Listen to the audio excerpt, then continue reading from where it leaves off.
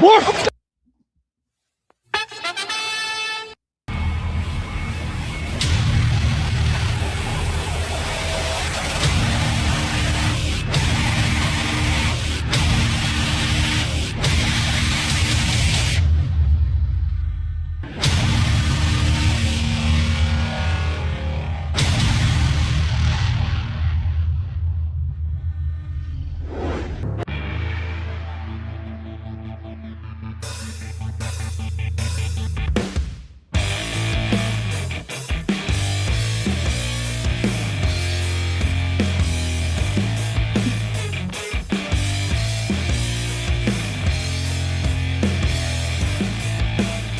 What's going on, guys? Welcome back to another edition, your Monday night edition of the Evolution of Sports Talk Television. It's the Sports Web. I'm your host, Peter Blake, your Rolex reporter. What time is it? It's my time.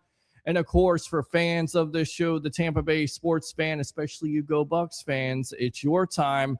We will definitely get into the show here in just a moment, but how do we start it off? Three things. You know them, you love them, you got to have them. Bring your passion, bring your excitement. Just don't bring any nonsense. On tonight's show, we will have Mr. Matt Stewart of Matt Stewart Sports. And you say, why do you have him on?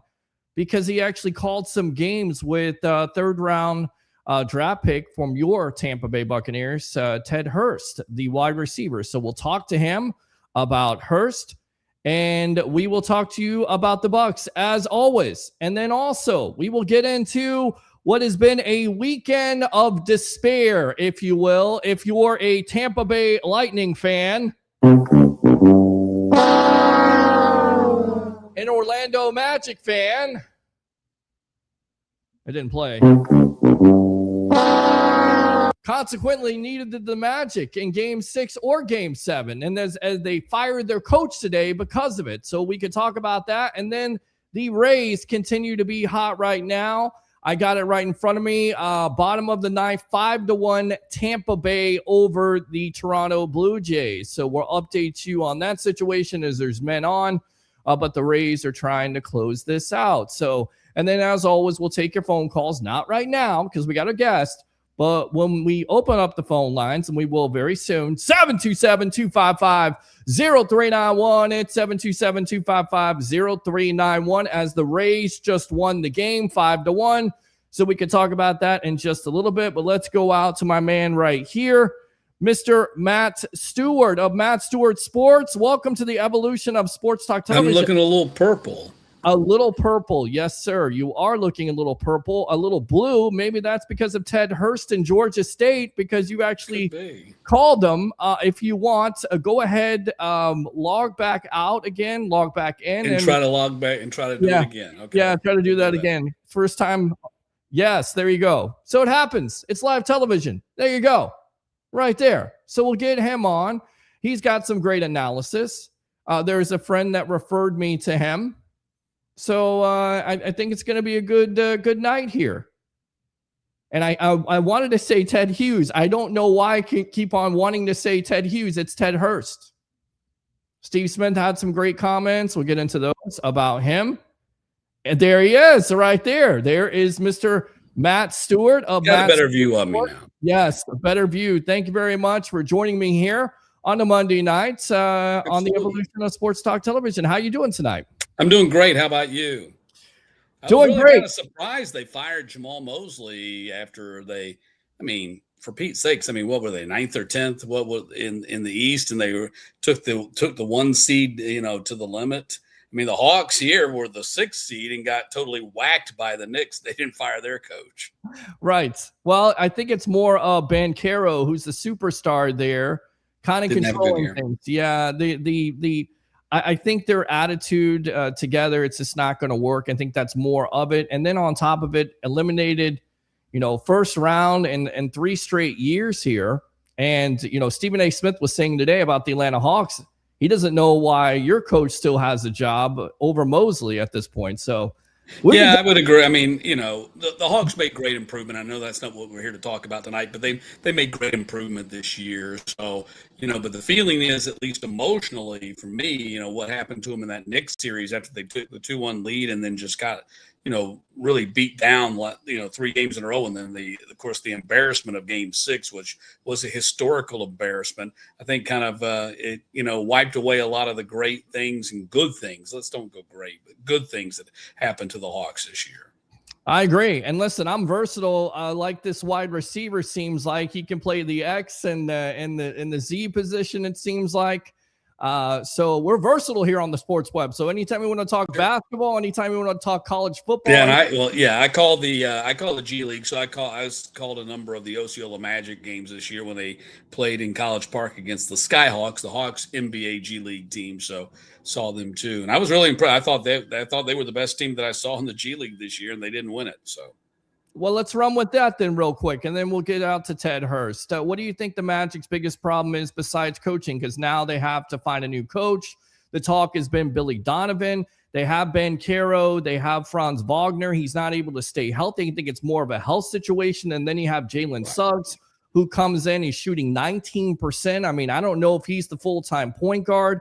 Possibly Anthony Black could be extended. I mean, what's the biggest problem, in your opinion, with the Orlando Magic? We'll start there, and then we'll get out to Hurst. Yeah, I don't know. I don't know enough about what the Magic got going on specifically to answer that question, but I would say that hiring Billy Donovan, you could do a lot worse than that. That could be a good move for the Magic, no doubt about that, since they just jettisoned Jamal Mosley here. But the East, I think the big frustration for any team in the East right now, and you're going to see it with the Knicks and the Sixers who are playing right now, and then you're going to see it in the other series too with the Pistons. It's wide open. The East is wide open, and so this is the time if you want to get to the NBA Finals out of the East is a great opportunity here. So there's no dominant team in the East right now, so.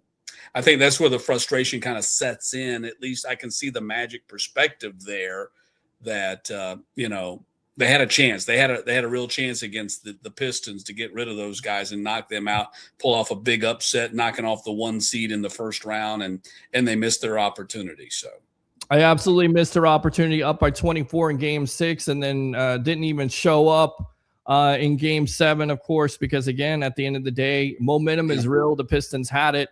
Let's talk about the Tampa Bay Buccaneers. You called a couple games with this new wide receiver with Ted Hurst. What do you think of him?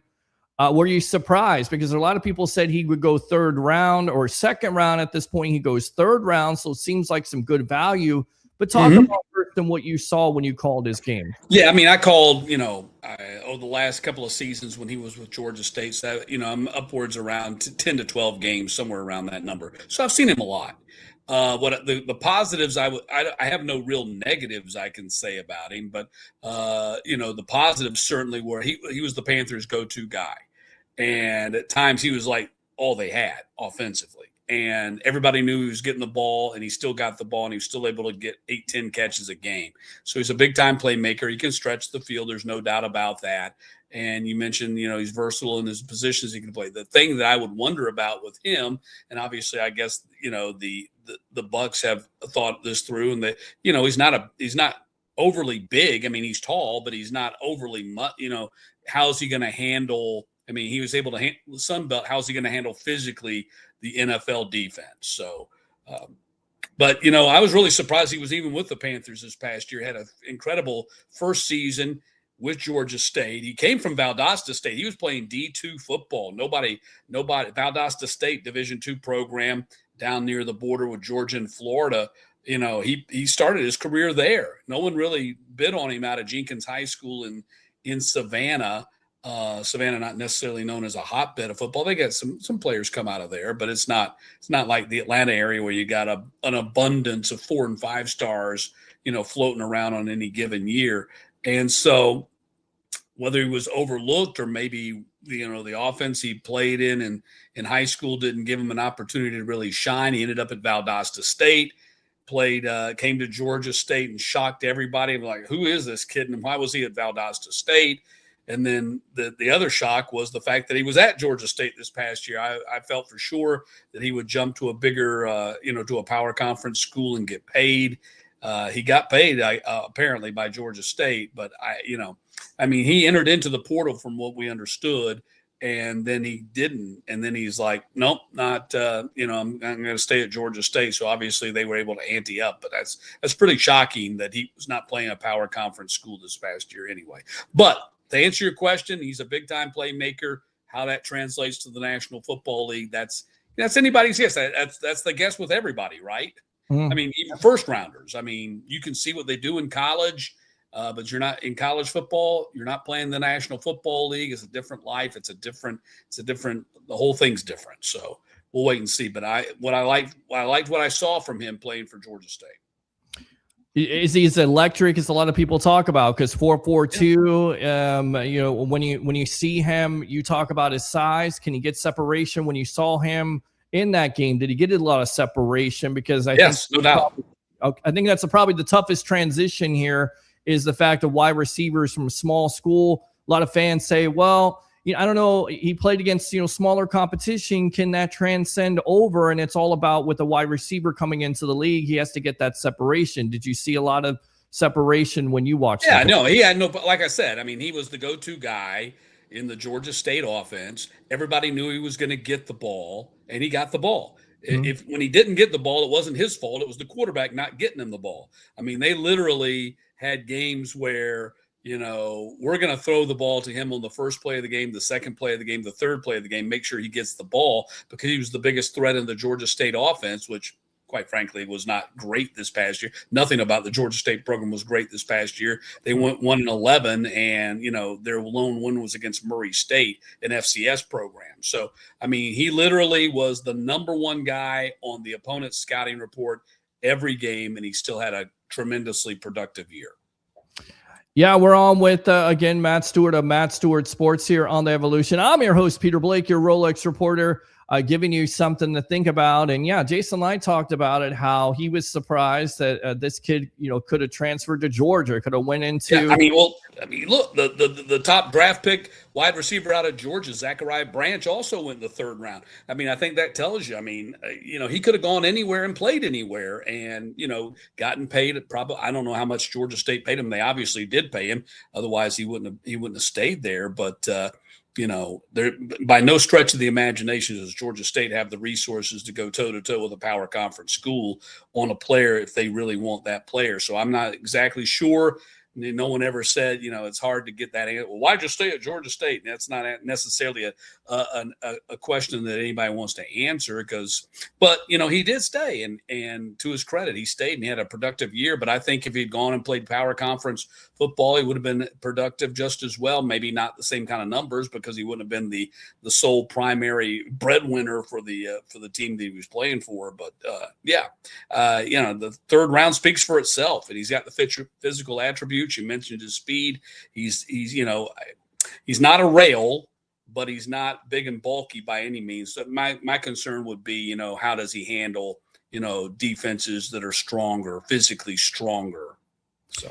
Do you think that's the biggest, that would just off the top of my head, that would be my biggest concern is, how does he handle the ball? Can he catch the ball in traffic? He catch the ball in traffic when he could do that in the Sun Belt. He could do that in college football. Can he do that in the National Football League? But, that's the same. I mean, they're going to sit there, they're going to do the same thing with a power conference wide receiver. Those same questions are going to exist because you just never really know. We see lots of, the fact that he played in the Sun Belt and Georgia State, I don't see that as a knock against him. There's plenty of power conference guys, who have all the accolades and plenty of sizzle with their name that come in and just don't get the job done. Yeah, I mean, it's a good point. When you watch him on film, because Steve Smith Sr. said that he reminds him of Larry Fitzgerald. When I look at him, I think Jason Light was kind of, talking about him the other day locally here on the Drive with T-Crez there on 95.7, saying that in some way he could be maybe the next Mike Evans. I don't know if he's that big, but no, he's not. I don't think he is. I mean, right. I've stood up next to him. He doesn't look like Mike Evans to me. But he's not small. He's not a shrimp. He's not Zachariah Branch. Not calling Zachariah Branch, and I'm using him as the comparable because he was at Georgia and he's the wide receiver who came to Georgia from USC. And had a great year. But 25% of the passes that went to Zachariah Branch at the University of Georgia were screen were screenplay kind of things, So, I mean, in Hurst, you got a guy that can do that. He was certainly, to me, a lot more effective downfield than he was in the short game. What do you see? What's the comparison you see with him? What is it? Larry Fitzgerald? Is it somebody? Yeah, I don't know if I'd go that far. I mean, that's Okay. that's a steep comparison right there. But even from a body size standpoint, what is he, like 6'3", 6'4", yeah.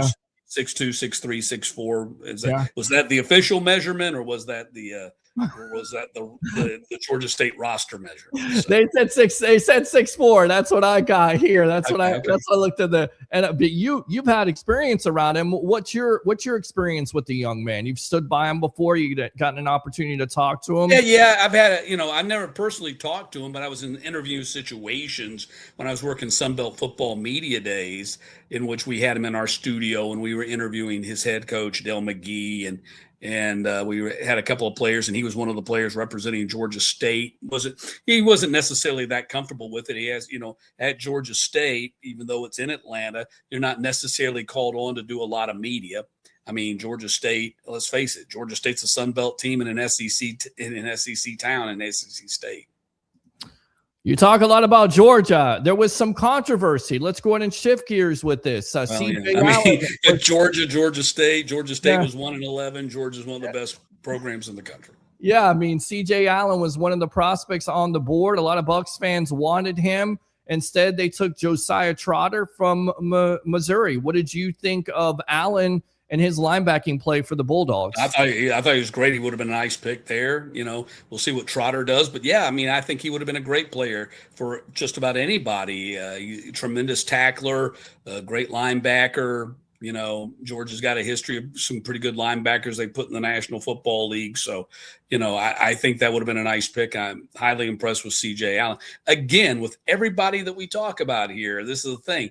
Everything we're evaluating based on what it's not unlike. And, when you get a high school kid, well, wow, they really were great in high school. And then how does that translate to college? Well, you just don't know until they get there and play. Same thing with college players. They were great in college. How does that translate to how they perform on Sundays in the National Football League? You're just not going to know until you get them in training camp and they start going up against light competition.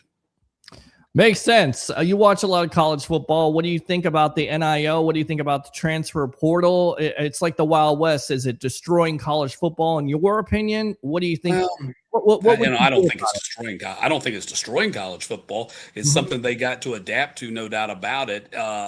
And what we do is the one thing that I would say for the people who say it's destroying college football is destroying college football that they envisioned.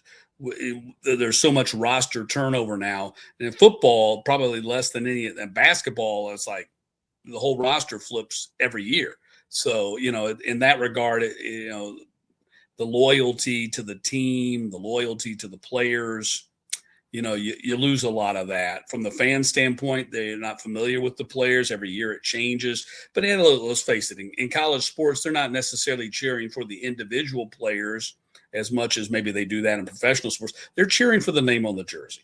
If you're a Georgia fan, you're pulling for Georgia. If you're a Florida fan, you're pulling for Florida. It doesn't matter who's wearing the jersey, just as long as they're wearing the jersey of the team that you like. Makes sense. Our mutual friend here, Mr. TJ Reeves of the Buccaneer Radio Network. I call him the media icon right there. Mr. TJ says, wonder if Matt had a Georgia State game that he worked where Hurst took over. What did he look like that day or night? We talked about that. You said that he was what? He was dominant. The team, the opposing. Well, it's hard to say a game that he took over. They won only one game the whole year. They were 1-11. So I mean, and the team they beat was Murray State. He had great games. I mean, what I would say about him is what I said before about him, and that is that everybody knew whoever they were playing. Whether it was a power conference team or whether it was a Sun Belt conference team, everybody knew Ted Hurst is getting the ball. He's the number one target. And not only is he the number one target, he's the number one threat in the offense, whether that, in any regard. And they all knew that he was the top of the game plan and he still was able to produce. That's what I would say about him. Great stuff, man. I really appreciate this. Talk about Reuben Bain Jr. You watch a lot of college football. Were you surprised that he slid to 15 for the Tampa Bay Buccaneers? Because a lot of draft pundits, I thought it was top 5, top 10. How surprised were you that he slid? And did they make too much of a big deal about this short arm thing? Like you said, it all happens in training camp and when you get out in the football field. But did they make too much of a big deal about these measurables? Every year there's that guy. You know, his arms are too short, his hands are too small, this or that, or whatever the case may be.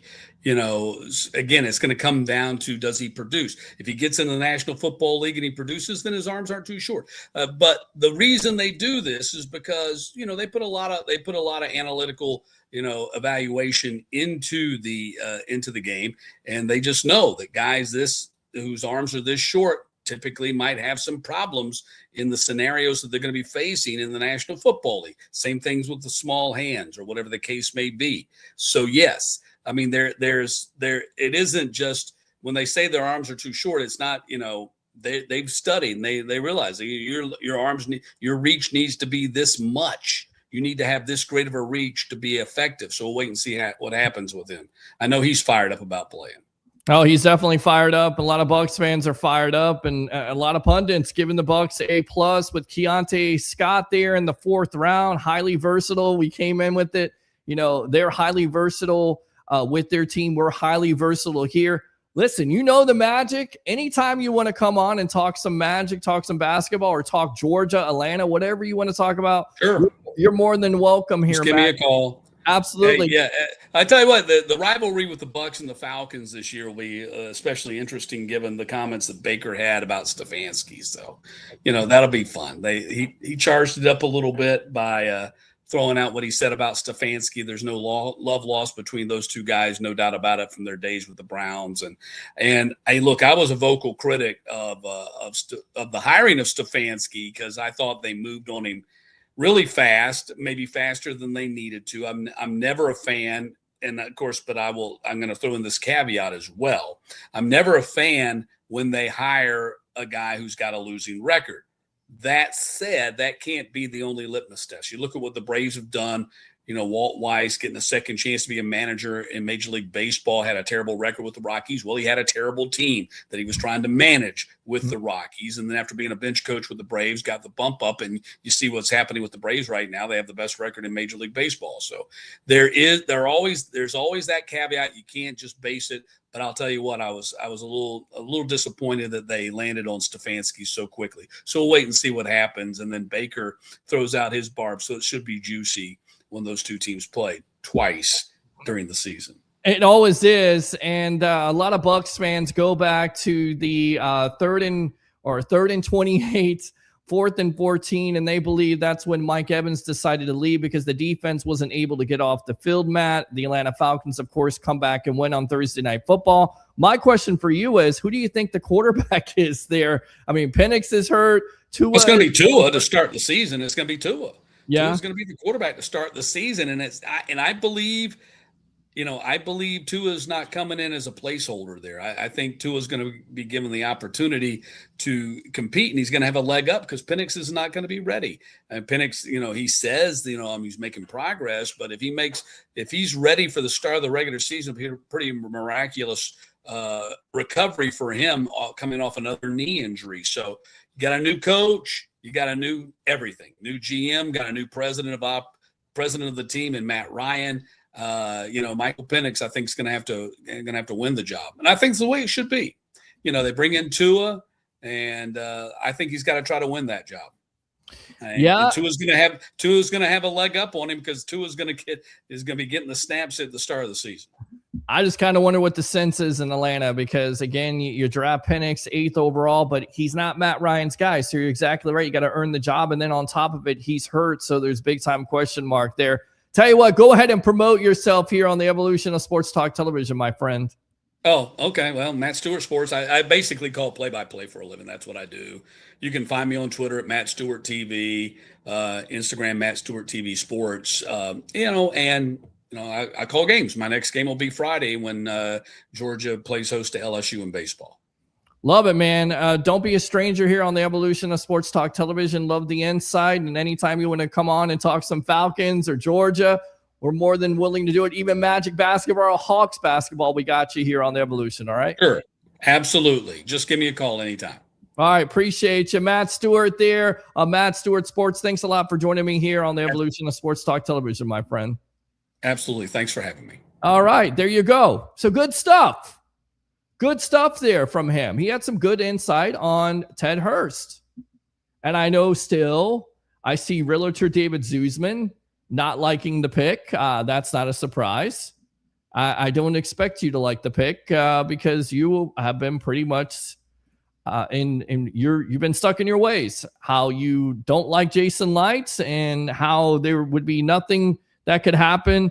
I just kind of wonder. I kind of wonder at this point that if the Bucs and all these draft picks work out, would you change your tune?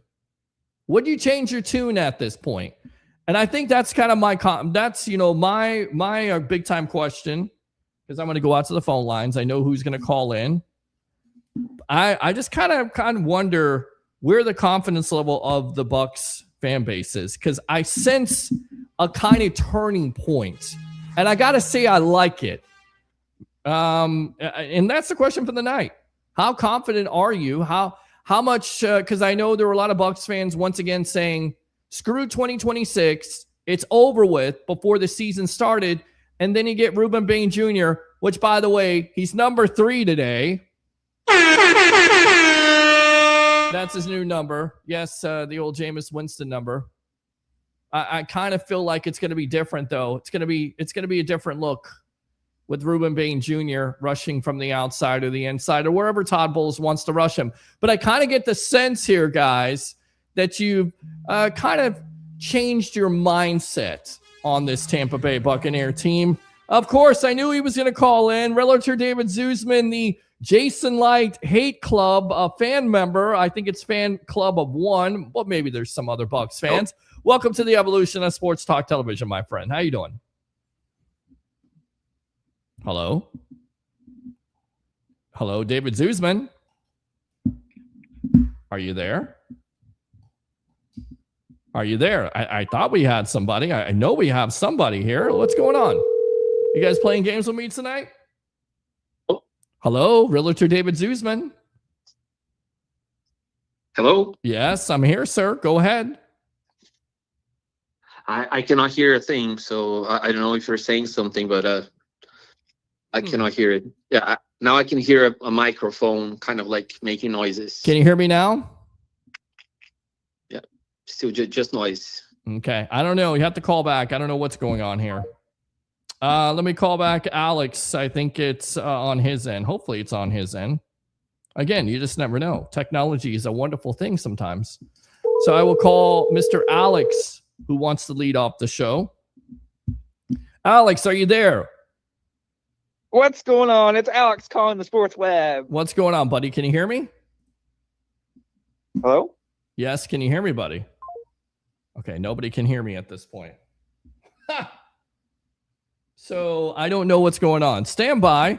I'll tell you what, we're going to go out to a real quick commercial. This is what happens in live television. And we'll be back in just a moment. This edition of the Sports Web on Monday night brought to you by Up the Block Barbershop. Up the Block Barbershop. You don't have to go far. It's Up the Block Barbershop, 4946 Moog Road in Holiday, Florida. Whether it's a haircut, a beard trim, a fade, they got you covered. Go see my favorite barber, Ricky, and all the great barbers there at Up the Block Barbershop. Tell them the Rolex reporter, Peter Blake, sent you again. It's Up the Block Barbershop, 4946 Moog Road. Let's go out to the phone lines. Broadway, you're on the Evolution of Sports Talk Television live here at Raymond James Stadium after your Bucs fall to 6-3. Go. Seems like a long time ago. I probably should recut that commercial. All right, let's try this again, shall we? Let's go ahead and try this again. God, I love technology sometimes, especially when it doesn't work. David Zuzman, what's going on? Now I can hear you. Yes, how are you? I'm doing good, buddy. You're the Jason Light fan club of hate. You lead the charge here. So go ahead. You're leading off the Evolution. What did you think of that interview with Mr. Matt Stewart, who actually watched Ted Hurst play in college. You weren't excited by that at all. That didn't change your mind. It doesn't change your mind with Steve Smith and what he's been saying about this kid, what the national draft pundits have been saying about this kid. Nothing will change your mind until you see it on the field. Huh, Realtor David Zuzman? No. Like if I see something completely different on the field, then of course I will change my mind. But I have to rely on stats and the reality. And if you look at the reality, if you really needed a wide receiver, Chris Brazzell have way better stats in every possible way. More touchdowns, more receiving yards, higher average per catch. Didn't he go? Well, he's faster. He went before. He jumps higher. He went before the Bucs could pick, buddy. They traded down. He went right. I know. But then again, if it was that important to draft a wide receiver, but here's the problem: you can't have. I don't agree. You can't have your cake and eat it too, right? I mean, if you wanted to draft that player, then you don't get a chance to get that extra 5th round pick if you don't trade down. You understand this, right? Yeah, but we didn't need an extra. So you pick. didn't need an extra defensive tackle on this team, and you didn't need an extra guard on this team with all the injuries that they had on this offensive line last year. Yeah. So again, just answer that question for just a moment. They didn't need an extra guard of depth. You're okay with Dan Feeney being one of your starting guards next year, as you complained over and over again that Jason Light. In his malpractice, because he didn't go and get into free agency. He didn't go and make trades at the deadline. He finally addressed the offensive line because he picked up the extra 5th round. He did with the guy from Notre Dame. Okay. So he didn't. So he didn't address it. Okay. The reason why he didn't is that on the 3rd round, instead of picking a wide receiver, he should have picked Pregnon, who is a day 1 starter.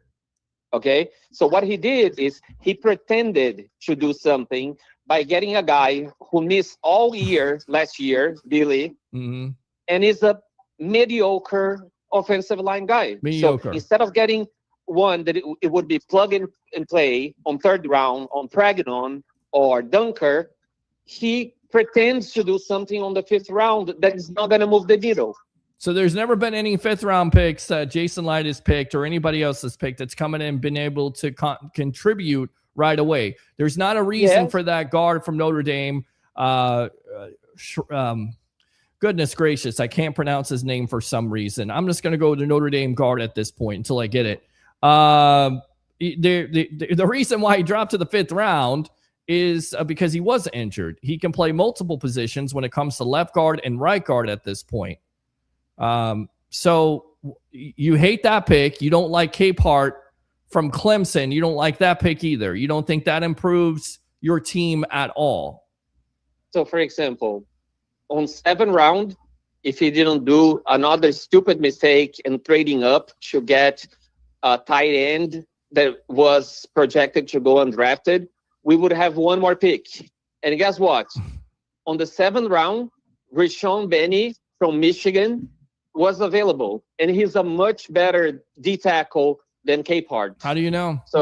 How do you know? Well, if you look at everything that he produced in college and the level of competition that he faced, he's obviously a better choice. Obviously. If you look at the most of the mock drafts, Rashawn Benny, he was projected to go on 3rd round. Okay. When Capehart was always projected to go on 4th or 5th. Okay. So there's no possibility that he could actually fit the Bucs defense better, and that the fact that they didn't ask him to go upfield and do some of the things that Todd Bowles and this defense wants him to do, you're not even willing to give this a chance at this point. You're just saying that Jason Light had a D grade, and you have no confidence in Jason Light or this Bucs organization going forward. Is that correct? Sort of. Like, what I don't have confidence. What do you mean? Is it or is it not? It's not sort of, as I knock the hat over here. Okay. Yes. I don't have confidence in the draft logic. Okay. We desperately needed outside cornerbacks, and we didn't address. Did they not we get desperately needed a D tackle that is a good pass rusher in case Kenzie gets injured again, and we didn't get it. They didn't have Ruben We Bain. desperately Wait a minute. needed- Hold on. They didn't get Ruben Bain Jr. and 15 and have David Walker also. They don't have those guys. Anthony Nelson doesn't exist anymore either. Yeah, he existed last year, and what did they do? You're not asking him to start. You're asking him to be a depth piece at this point. We talked about Ruben Bain Jr. He's one of your edge rushers. You like that pick, right? Yes, you got really like the pick. You got David Walker. You got David Walker from last year. They have a lot of confidence in him. They drafted him last year. Do you like that pick? I don't have confidence in him. He played very low quality level. He didn't play at all. But I mean, you're acting again like college. I'm talking about college. Okay, but again, you're acting like because they come from small schools that they're garbage at this point. And I'm telling you, it's not always like that. It doesn't. No, I'm not saying that they are garbage. All I'm saying what are you is saying then? It's completely different for you to produce sacks when you are going against really good tackles. And he never faced good tackles. So we're going to say that Jerry Rice, the reason why he was drafted so low is because he played against horrible competition. No, but what I'm saying is like if so it discounts Jerry Rice. It discounts all the. What about Doug Williams? Let's go all the way back. Let's go to Doug Williams. If they thought the way you thought, they would never draft Doug Williams. Is that what you're telling me? Because he played at a small school. No, I'm talking about probabilities. For every Jerry Rice and every Doug Williams, yes, hundreds of thousands of players that don't pan out because they were playing weak leagues. So I base my thoughts on probabilities. Okay, well, the probability is more than likely these picks are going to work out because they have in the past. I mean, maybe, again, you can go with edge rusher all you want to, with Jason Light talking about JTS and, of course, Chris Braswell, which, by the way, they drafted Braswell at Alabama. You probably thought that was a good pick because he was from Alabama, right? I hate it. You hated the pick. Here on the show. You hate all the picks. The obvious pick over there was Javon Bullard. What pick do you like that Jason Light had this year besides Ruben Bain Jr.? No, only Ruben Bain Jr. That's it. That's the only pick you like, David Zuzman. Yes. Why? Yes, correct. You don't like Keontae Scott. You didn't like Josiah Trotter. You don't like Hurst. You don't like the guard from Notre Dame. You don't like Capehart. You don't like Sharp from LSU. You hated the whole draft. Yes, the whole draft. Like I think this draft is gonna age like milk. Okay. All right. We'll see, man. We'll definitely visit this conversation more. All right. What else? Yeah, I think that's it. I think like what I'm very disappointed is for the last 3 years, we had every team basically exploring the middle of the field, exploiting our bad outside corners, and this unfortunately will continue because we did not get a good middle linebacker. We did not get a single outside corner in this draft. And we will suffer, with our offensive line because we don't have any offensive line right now to cover Mock or to cover Bradison in case he gets hurt. So it was a horrible draft, horrible logic. Okay. All right, David Zuzman, appreciate the call as always. All right. Thanks so much, Peter. Yep. Go Bucs. Yeah, go Bucs, I guess. Wait up, little boy. Wait up. It's exciting. Need like antidepressants after talking to you sometimes. Fire the cannon. My gosh. All right. Well, that question was answered from Realtor David Zuzman. What do you guys think? Open phone line 727-255-0391. It's 727-255-0391. Hates every draft pick besides Ruben Bain Jr. Is that how some of you Bucs fans feel? I don't think it is, but it may be. The phone lines are open if you want to talk about it. You want to talk about the Rays, Alex? I know that you were trying to call in before. Little tech issue. It happens. Call up. Talk about the Lightning if you want to. That was just disappointing. That's good enough to suck right there. How do you hold a team to 9 to 10 shots? What is it? 9 shots. And yes, I do watch hockey, people. Okay. I did watch it. I watched the whole damn series. So don't come up here and say, well, you don't know anything about hockey. I watched the hockey game. I watched the whole damn series. I watched the season too. And it's open. But how do you hold a team to 9 shots and you still lose? And fluky goals, by the way. I mean, Vasilevsky was amazing the last 2 games. He absolutely kept them in the series. I mean, it goes back to game 5. There was no effort there at all. I mean, they were flat, completely flat at that point. So I guess my question is, what do you do at this point? There's been talk of maybe trading a Nikita Kucherov. I don't think so. During the regular season, tremendous. 1 goal in the postseason, not going to get it done. Braden Point, was he hurt? He didn't show up, that's for sure. Let's go out to Abraham. Abraham, welcome to the Evolution. Hey.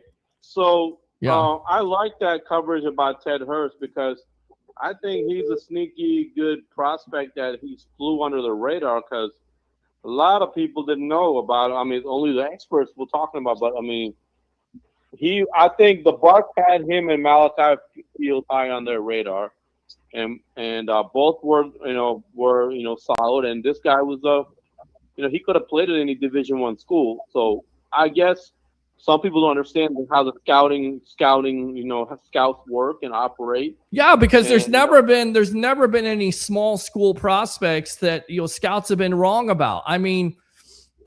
Ali Marpet. There's one right there. Alex Kappa comes to mind for Jason Light. Those are 2 offensive linemen. Yep. Right. Yep. I mean, how many times have we seen it? Guys that are undrafted come in and be productive. Like, I'm not ready to give up on somebody when they haven't even played it down just because they played at Georgia State. I think it's awesome.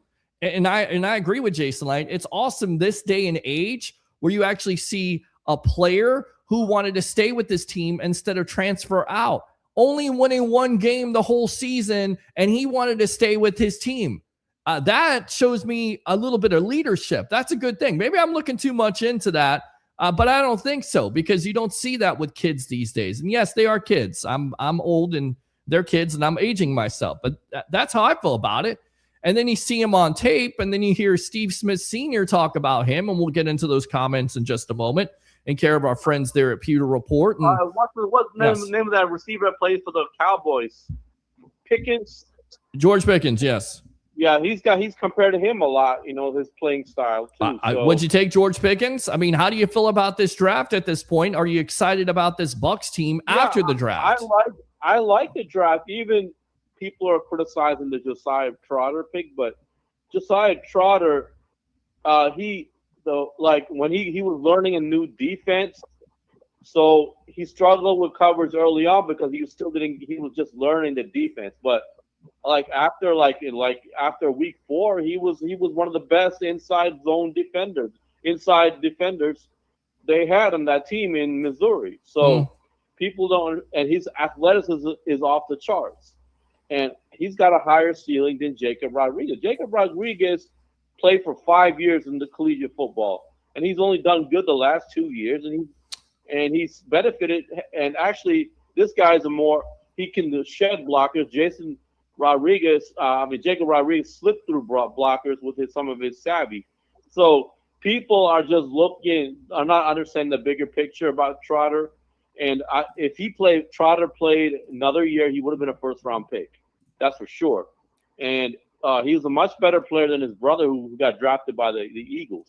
Right, Jeremiah Trotter Jr., yes. Mm-hmm. Yeah, the Bucs have one of the best scouts in the league, So I trust the front office and their scouts. I mean, yes, he's made some mistakes early on, but he's learned from it.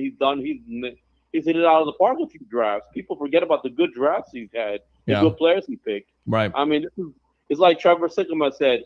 It's like baseball. I mean, you hit 300, you're doing a good job. That's 3 out of 10, by the way, ladies and gentlemen. It's 3 out of 10, which again, I was laughing my ass off because I was on social media. That wasn't the joke. The joke is what they put on social media, especially with some of these Bucs groups, which I'm a part of, Bucs Live. You can see the flag in the background there. And just, fans just going back to 2016 and 2021. And then just, again, just saying, Jason Light deserves no credit for putting together a Super Bowl team. He deserves no credit for, building that offensive line at the time for Tom Brady. So you want to come here, getting the 2 best wide receivers in Tampa Bay Buccaneer history, getting Shaq Barrett for a 1-year deal and produces 19.5 sacks, getting a JPP for a 3rd-round pick, drafting a Devin White because he was a bust. Really? He was a bust? Not that year they won the Super Bowl, not the year after it. Maybe when he decided that he didn't care anymore, that he wasn't going to get the contract extension, that he was hurt, that he was completely regressed, but he wasn't a bust. Not for them to win the Super Bowl. Carlton Davis, Sean Murphy-Bunting, Jamel Dean, Jordan Whitehead, Antoine Winfield Jr., all those are Jason Light picks, and this guy was trying to tell me, well, he doesn't deserve any credit at all. It's all on Brady. So Brady, one player, came in here and drafted all those guys? Really? Wow. I didn't know that. I thought the team was already built for Brady to come in with. I thought that. I don't know. Maybe I'm in the twilight zone. Maybe I decided to take some pills today or something and don't know football. Because I've only been watching it for over 30 years. I mean, there's a reason why I don't have a wife and the kids in the first place, because all I do is watch football. A lot of people watch football. I live football. I watch this Bucs football team. Are you serious? Jason Light should be in the Ring of Honor for just building that team and getting the greatest player of all time. You want to go back to 2016, 2021, all this other nonsense. Please, give me a break. Now, one more thing. Billy Stroud was Notre Dame's best offensive lineman. Then he got hurt. Stroud. There it is. There it is. Yeah, yes. So I mean, if he didn't get hurt, he would have gone a lot higher than what he went. So that's another steal. People underrated. I mean, he nailed every pick. Even that Notre Dame, even that LSU tight end. He's an athletic freak. He's like a little bit of like that dude who plays for the Saints. I forgot his name. Taysom Hill. Taysom Hill. Yeah. I mean, he's a converted quarterback. That's what they're looking at, converted quararterback. All right. I just think that people are overreacting, and I'm a Bucs fan. I read everything, but you know what? There's a reason why those guys are sitting in that office and we're sitting where we're sitting, because they know what they're doing. So I'm not going to criticize their picks. Yeah, I mean, they're better at math than I am. That's for sure. I failed college math. Again, I've I've failed a lot of things. So they definitely know what they're doing when it comes to budgeting a salary cap. They know what they're doing when it comes to getting players to come in here and be productive and fit their system. I'm curious to see what happens. And my confidence is definitely turned around after, not that it was, waning in the first place, but, again, I'll ask you that question, then we get you out of here. As Mr. Williams wants to call, he wants his wings. He wants to say what he wants to say, like he always wants to say here on the Sports Web. Has your confidence changed with this Bucs team after the draft? Yes or no? Yeah, I you know what? Going to the draft, I was like skeptical about next season with all the things that happened. But I'm, the Ruben Bain pick, that's it. Oh, they got the edge rusher they wanted, and because they were looking for Max Crosby and what's his name. And they got a lot of they dressed every need without giving up much. Without reaching, right. I mean, they traded down, they picked up an extra fifth-round pick. My confidence, I think, is renewed as a fan. So I'm excited about next year, what next year brings, All right, man. I appreciate the call. Use the second one if you want to, okay? Not a problem. All right, good stuff there. Open phone line, 727-255-0391 and 727-255-0391. Greatest general manager in Bucs history, Jason Light. Love Rich McKay. Love what he did. Jason Light's better. He's better. All right, let's go out to Alex. Alex, welcome to the Evolution. Peter. Hey, first of all, God bless everyone. God bless the community. But man, let's talk about this draft real quick. All right. First of all, I've criticized Stoosman a lot of times. Yeah. He's a great dude. Yeah. I know he has issues with Jason Light. I have too. I'll be honest with you. I have too. What are your issues? This is what we're doing tonight here on the Sports Wait a minute. Let me finish. I've had my issues with Jason Light. Okay. But after this draft, he took everything away. This was absolutely an A+ draft. Masterclass. Every masterclass. Now let's don't give 100%. I mean, Ruben Bain did kind of fall in your laps. I mean, what does that mean? They could have passed on Ruben Bain Jr. What does that mean? Mike Evans fell in your lap. Mike Evans fell in your lap. There's been players, several players over the last 10 years that have fallen in the Browns' lap, and they passed on him. What does that mean? Like, I don't know what that means. Oh, they fall into your lap. Well, they could take them, or you could pass on them, and they decided to take them. Buddy, it's like saying, I'm going to hand you $1 million to pass on $1 million. What are you going to do? There's some people out there that would say, I want $2 million. Are you serious? Are we really having this conversation at this point? Have you been on social media lately? Putting that aside, what he did after we can sit there and say, hang tight. My bad. Hold on. Lost your train of thought? What's going on? What are you doing? My stupid phone. All right, my bad. But we can sit there and say that he fell in their laps, but it's what Jason Light did after the first pick. Okay. You went out and you addressed multiple needs. Listen, I am confident by saying after this draft, this is probably an 11 or 12 win team. Wow. Because this defense is that much more improved. Now, are you going to put some of these younger guys all up front? No, but starting up with, Ruben Bain, what he does is him alone. Let's start with him first, right? Him alone is going to provide you that missing fire on what was that lazy ass defense, right? No offense to last year.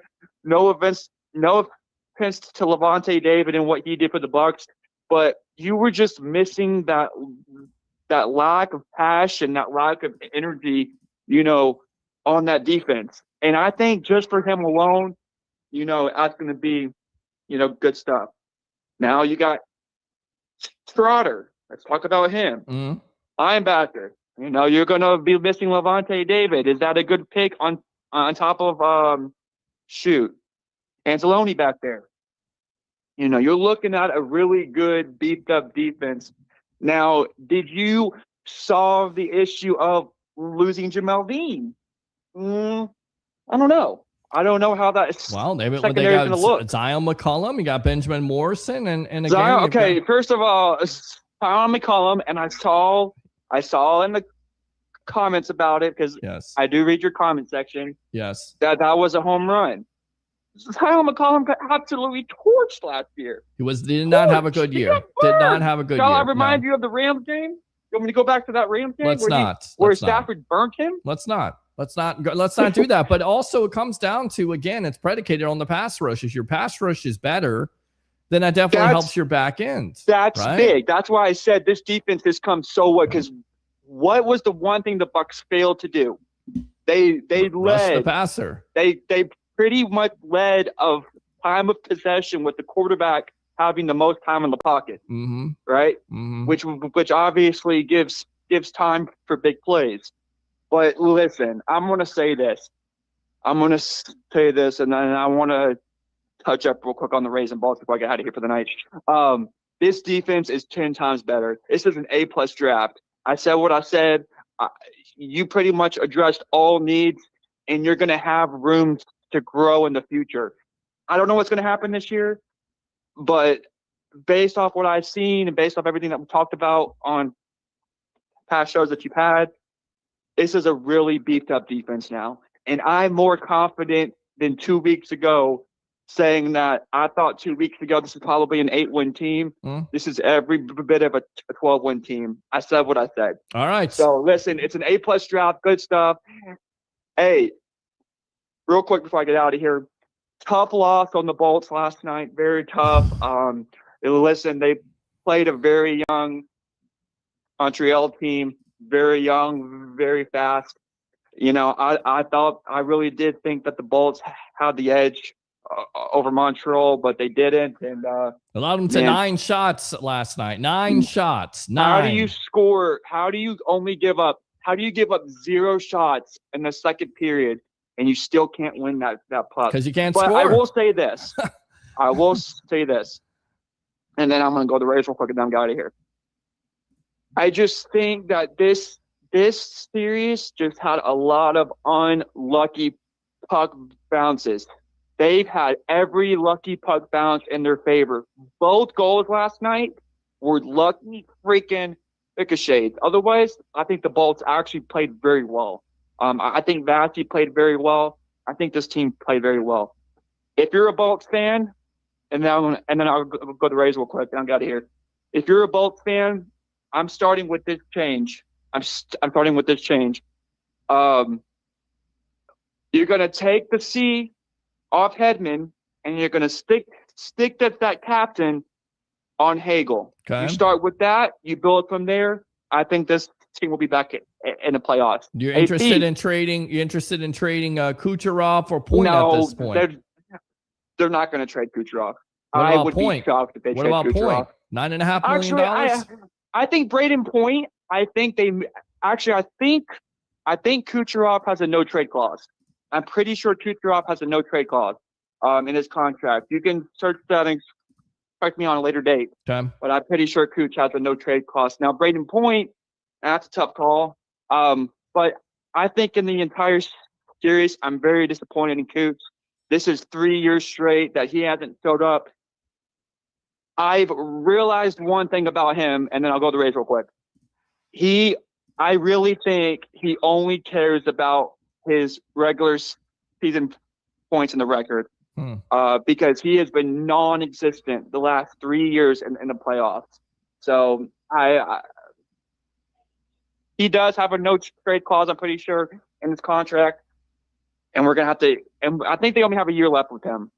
But listen, I think they're going to play it out. They're going to reset. But if I'm the Bolts, give Hagel the captain.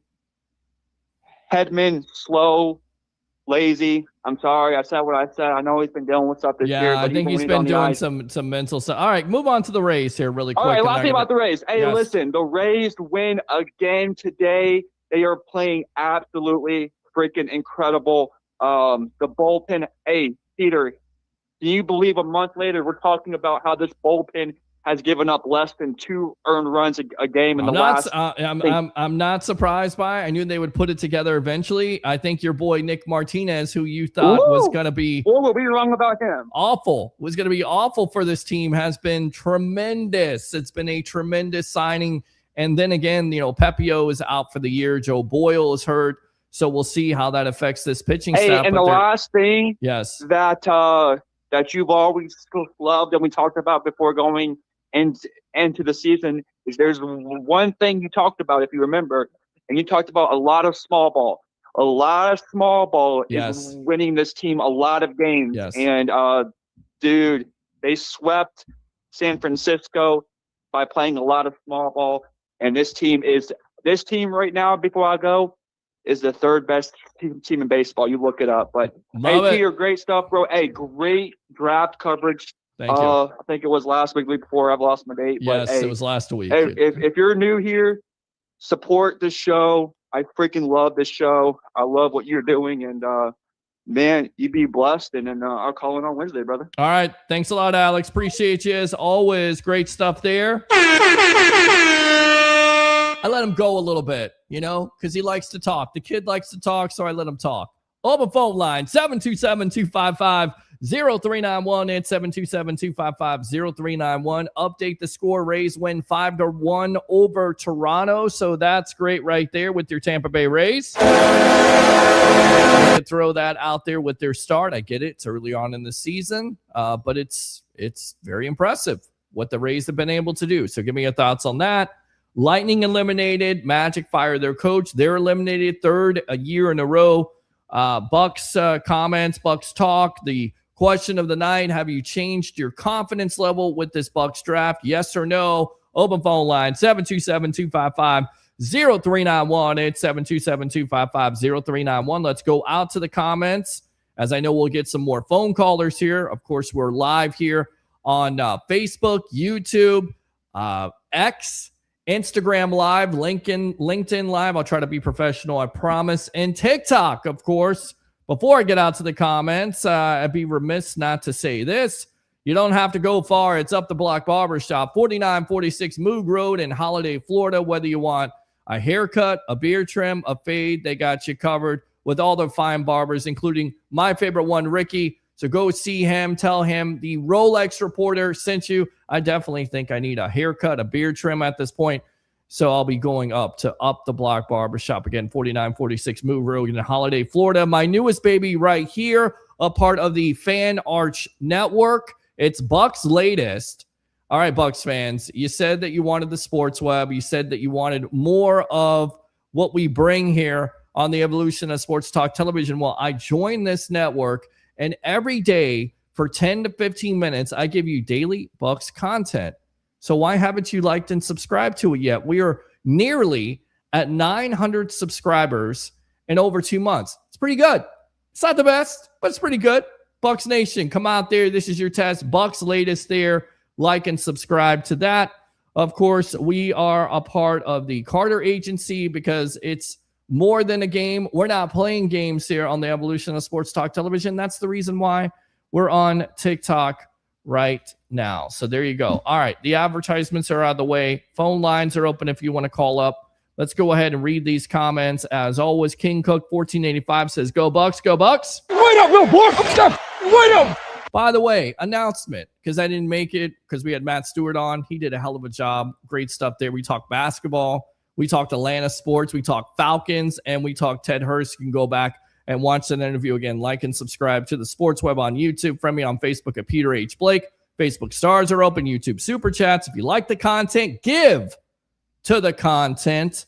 But where was I? Yeah. Oh, yeah. Todd Bowles. It is May 4th. So let the 4th be with you, or May the 4th be with you. A Star Wars reference, of course, as I bumble that. But Todd Bowles is still your head coach of the Tampa Bay Buccaneers on May 4th, 2026. So there you go. It's exciting. It is exciting, Todd, because he is still the coach at this point. When a lot of Bucs fans wanted him fired, I got to do that every time, because all I heard through the offseason was fire Todd Bowles, fire Todd Bowles, fire Todd Bowles. And to that, I would say this. We got the job, baby. I would say this. Yeah! I would say this. How about them Bucs, baby? I would say if you continue to troll me, that I will troll you back. And when I troll you, I'm an overachiever. I go 100% all the time. That's all I heard. Fire Todd. So every show, I'm going to go ahead and give you the Todd Bowles watch on the evolution of sports talk television, that Todd Bowles is still the head coach of the Tampa Bay Buccaneers. How about that, Gene? Fire the cannons. Yes, absolutely. Fire those cannons. Go Bucs, go Bucs, go Bucs. Wait up, little boy. Wait up. Go Bucs. It's exciting. Go Bucs. Fire the cannons. Go Bucs. How about them Bucs, baby? How about those Bucs? How about them? Only a couple months away from training camp, OTAs. It's just coming right around the corner. It is. What's good, Peter? What's good, Webheads? What's good with you? Oh, yeah. Let's go on to Tim. What's up, Peter Blake? What's up with you? Yes. Yes. Let's go out to Jim. He tried to call before, tried to call back. I know you're working there from OHIO. Damn it, Jim. What the hell's the matter with you? Let's go, Peter Blake and the Sports Web. Good stuff there. Gary, one of the newest web heads on Facebook, all the social media platforms. Appreciate you as always. Oh, yeah. Let's go out to Brent there on YouTube. What's up, Peter? What's going on with you, boss? Yes. Yes. Let's see. King Cook, 1485. Go Carolina Hurricanes. We're up 1-0. Let's get it. I got to tell you something. After Tampa Bay has been eliminated, I don't care about hockey anymore. I don't care. I've had my fill of it. You know, it's like the Bucs a long time ago. When they were eliminated, they didn't get to the playoffs, you know, a far, far galaxy away when they didn't make the playoffs. It was the last year. But when they used to not make the playoffs, I didn't care about watching playoff football. Heartbroken. I mean, and then they get eliminated in the first round and get eliminated. I just don't care. I mean, I don't care about hockey. Don't care about basketball. Who cares at this point? Magic are done. Lightning are done. I mean, it was a terrible weekend if you were an Orlando Magic fan or if you were a Tampa Bay Lightning fan. Terrible. Feel bad for you guys because I felt the same way, especially on Friday nights when the Magic have a 24-point lead and they can't put the Detroit Pistons. Detroit basketball. That's good enough to suck right there. Can't put him away in the third quarter. Sorry, I had to do my Detroit basketball thing. I don't know why. I just felt like doing it, Just awesome. Just got to love that. A team with 60 wins, struggling with the Magic. They have them there.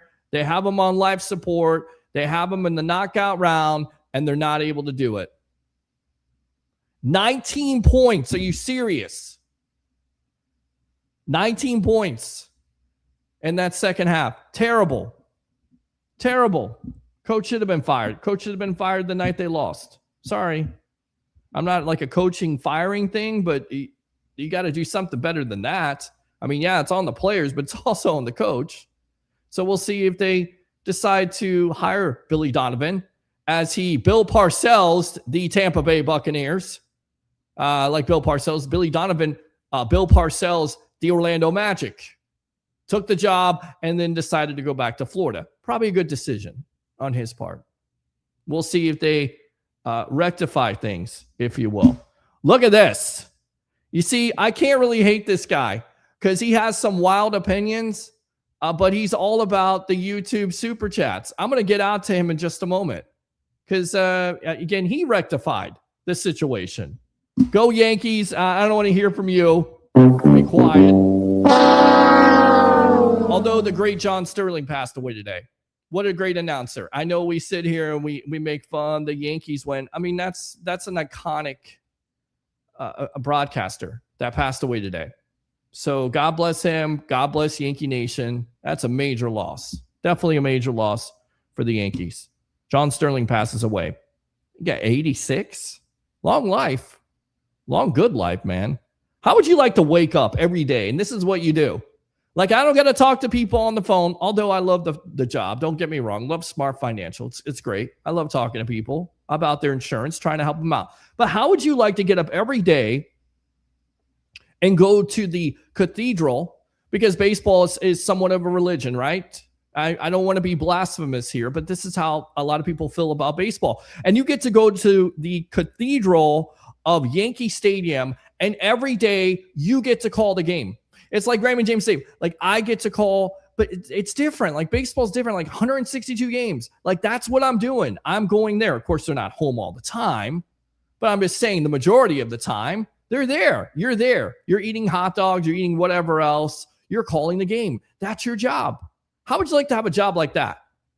Damn, 86 years of living the life that you want to live. So good for him. I'm just saying. I mean, just think about it. That's a damn good life. Nobody should be sad. I mean, if there's anything to be sad about, you're not going to get a chance to hear him because he was a great announcer. You know, inspirations. You love to hear those announcers. I love to hear those announcers. When TJ Reeves is on the radio, I'm not just saying this, I like to listen to him. You know why? Because there's urgency in his voice. He paints a picture. He takes you there. You feel like you're at the stadium. You feel like you're watching the basketball. The college basketball game. That's how you feel. That's what a great announcer does. Just saying. All right, it's a new season. Let's go Baker. Let's go Bucks. Brent, man, are you serious? I love this. Wait up, little boy. Wait up. I love to hear this, Brent. I love to hear this because, Brent, you're all over Baker Mayfield at this point. It is a new season. Magic got the nerve to fire their coach like they will make them better for real. Laugh out loud. We'll see how that goes, right? Last season over. My postseason recap is over. What happened last season? Chris Cole. Evening, everyone. Welp, it's on the Bucks rookie minicamp, voluntary minicamp, mandatory minicamp, and then training camp. Oh, and the rest of Major League Baseball season. Yes, I know. And we'll get you through it here on the Sports Web. I promise you. We'll get you through. I know it seems like you got no hockey, you got no basketball, but you still got baseball.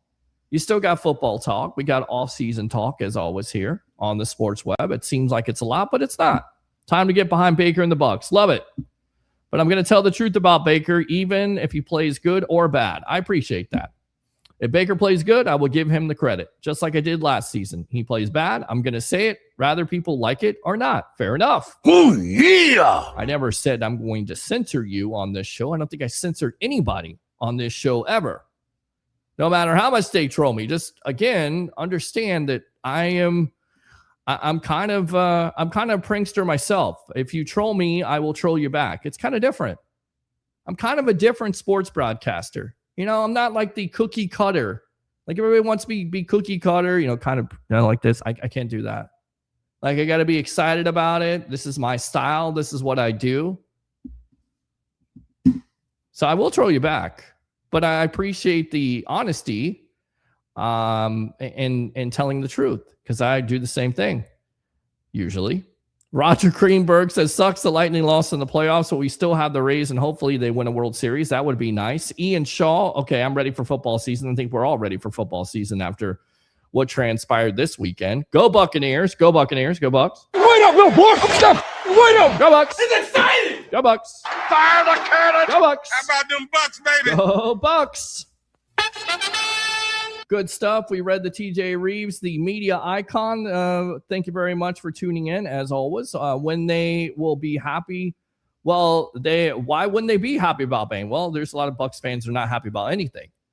You say, hey, the Bucs won 3 games. Well, they didn't win them good enough. They didn't blow out the team enough. Their colors, they look great. No, they should be black. They're just not happy about it. Well, they won a Super Bowl. Oh, it doesn't matter. They can repeat as a Super Bowl. You just never make them happy. Just always miserable. Just this is how they are. It's how it is. On social media. I don't know. Shoot, I'm just here. Sometimes I'm just a meat puppet at this point. I root for the name on the front of the jersey. Okay. Ted Hurst only had top producing games against the worst teams in the Sun Belt Conference. You play who you play. Riller to David, we could have gotten a way better receiver than Hurst, but we'll see what the kid can do. Thank you, King Cook. That's a good comment right there. Oh, yeah. On the fact that I'm willing to give them a chance, but before saying, they're going to be a bust. But we'll get back to Riller to David Zuzman. No doubt, if we really need a wide receiver in the 3rd round, Chris Brazel is way better than Hurst. There's no comparison in terms of production level of play they both faced. Realtor again, you will see that when we play against the Panthers. Let's not go ahead and speak that into existence, shall we not? Thanks, Matt Stewart. Thank you very much for tuning in. Plays Blues Wolf. Oh, yeah. There on YouTube. Why so much hate for our GM? There's a lot of hate for our GM. I don't know where it comes from. I don't understand it. Like, again, you have a GM that put together a team, wins a Super Bowl in 5 years, consistent playoff contender. You're supposed to be in the dark ages because Tom Brady left. Everybody, oh my God, Tom Brady left. They're going to suck. And they get Baker Mayfield for $4 million. And he turns into not only a decent to good quarterback, but at some points a franchise quarterback. Sorry, Brent. That's how I feel. Got to prove it. I agree. I mean, it's pretty good. Pretty good. Just saying. What's up, PB? I'm more confident after the draft, I will admit. But always Bucs life. There you go. 21 Parrish, 21 Savage. That's what I call you out there in California. Thanks a lot for tuning in as always. Oh, yeah. Let's go out to Realtor David Zuzman. I couldn't hear anything on the phone. Yes, that was a tech issue. Blame the producer. Of course, me being the producer, so blame me. That's the way I like it. If I make a mistake, it's on me. It's not anybody else unless it's the Wi-Fi, which in this case, the Wi-Fi is absolutely perfect. Thank you, Frontier. Screw you, Spectrum. That's great enough to suck right there. Sorry. Hope I don't get banged or I hope I don't get taken off of TikTok for saying a curse word. You never know. Heck, nobody liked the Jalen McMillan pick either. But how did that work out? Pretty good, huh? Yeah, it did. When he was able to stay healthy and he was called on, especially that second half of the year, a couple of years ago, it was a pretty good pick. And you could see flashes of brilliance last year when, again, he was able to stay healthy. You can't control injuries, but if he's able to stay on the field, what could this team be? I don't want to just be like the eternal optimist all the time, but damn, they started out 6-2. You guys act like they were like 2-13 or 2-14 last year. Like they were 8-9. They were one game away, a couple of games away from winning the NFC South and being in the playoffs. Playoffs. Yes, playoffs. Heck was horrible. Was not good. They filled that need with bringing back Justin School. Heck had his moments. He wasn't bad. But again, you don't plan on those injuries to Tristan Wirfs and Luke Gedeke. When you lose those players, you lose both of your bookend tackles. It's going to be tough to ask a guy who's a backup to come in and perform like those players. There's a reason why they're a backup. There's a reason why you draft these guys. And they're starters. Mr. Louie from the Frozen Pirate Podcast. Where's that at? What do you hear? What do you say? Well, he did wake up this morning. We'll have him on soon. Ted Hurst is what we need for this offense. We don't need a 1,000-yard season for him. We need him to be a red zone machine. And the thing is that, even Jason Light talked about is that he's not going to have to come in here and be a savior at this point because you have a Emeka Egbuka, you have Jalen McMillan, you have a Chris Godwin, you have a Tez Johnson. So you can take your time with them. But do you really think they would draft a third-round wide receiver and not have a plan? Of course they got a plan. They've got Zach Robinson. They're going to have some packages. They're going to be able to use this kid. They want to get this kid out in space. They want to stretch the field. Have confidence. Have faith. They got something working here. Just let's see how it all plays out. I'm curious to know myself. But I don't think you just draft a third-round wide receiver with speed and athleticism just to sit him on the bench or something or play special teams. Which, again, if you play special teams, does he not help your special teams? Bucs fans all year long last year, special teams was garbage, hot garbage. He comes in right away, helps you out with that facet, right? 3 facets, offense, defense, special teams. He helps out with that. You would be happy with that, right? Would you not? What do you think about this draft? We'll get into Yaya Diaby's comments. We'll get into what Todd Bowles had to say about Reuben Bain Jr. Open phone line, 727-255-0391. It's 727-255-0391. Alex says McMillan was god-awful last year, burn all season long. I think you're talking about McCollum, not McMillan, the wide receiver. Chris Cole says play calling had a lot to do with the plus. He had a neck injury most of the season. Ben from Las Vegas. That caller David needs to quit while he's drowning right now. I like the caller, but don't make excuses. Okay. What about Ali Marpet, who played at Hobart? Yeah, we forget about that. Alex Kappa, Humboldt State. Forget about him. No, he wasn't good. They weren't a good offensive line. They weren't the reason why that team was in the Super Bowl in the first place. We forget that. Who drafted that line, by the way? Donovan Smith and Ryan Jensen and Ali Marpet and Alex Kappa and Tristan Wirfs. Who drafted that? Was that Jason Light? Oh, it was. Oh, that was him. Oh, okay. Who drafted Chris Godwin and Mike Evans? Oh, that was Jason Light too. Oh my gosh. You're joking, right? Are you kidding me? Are you kidding me right now? Jason Light drafted all that. That was all homegrown besides Ryan Jensen, which, by the way, he understood how good Jensen was going to be for this line. He got him in free agency. You don't say. Really? The Ndamukong Suh? Vita Vea drafted him. People go, oh, should have drafted Josh Allen. Instead, they drafted Vita Vea. He helped win a Super Bowl. Josh Allen just got a coach fired because he can't stop turning over the ball, even though he's completely and totally a franchise quarterback to some of you. He just got a coach fired, but he can't stop turning over the ball. That's a bad pick, right? No, Vita Vea won a Super Bowl. What? No. The Ndamukong Suh, they got him in free agency. No, is that Jason Light again? JPP, Shaq Barrett. Should I stop? Am I being annoying? Is this sarcastic enough for you? I could be like this all night long. If you guys want to go down this road, please don't. I can do it all night for you. I'll stay up here all night long and tell you how great Jason Light and his picks were to build this team. And then you could sit there and say, well, he hasn't done anything lately.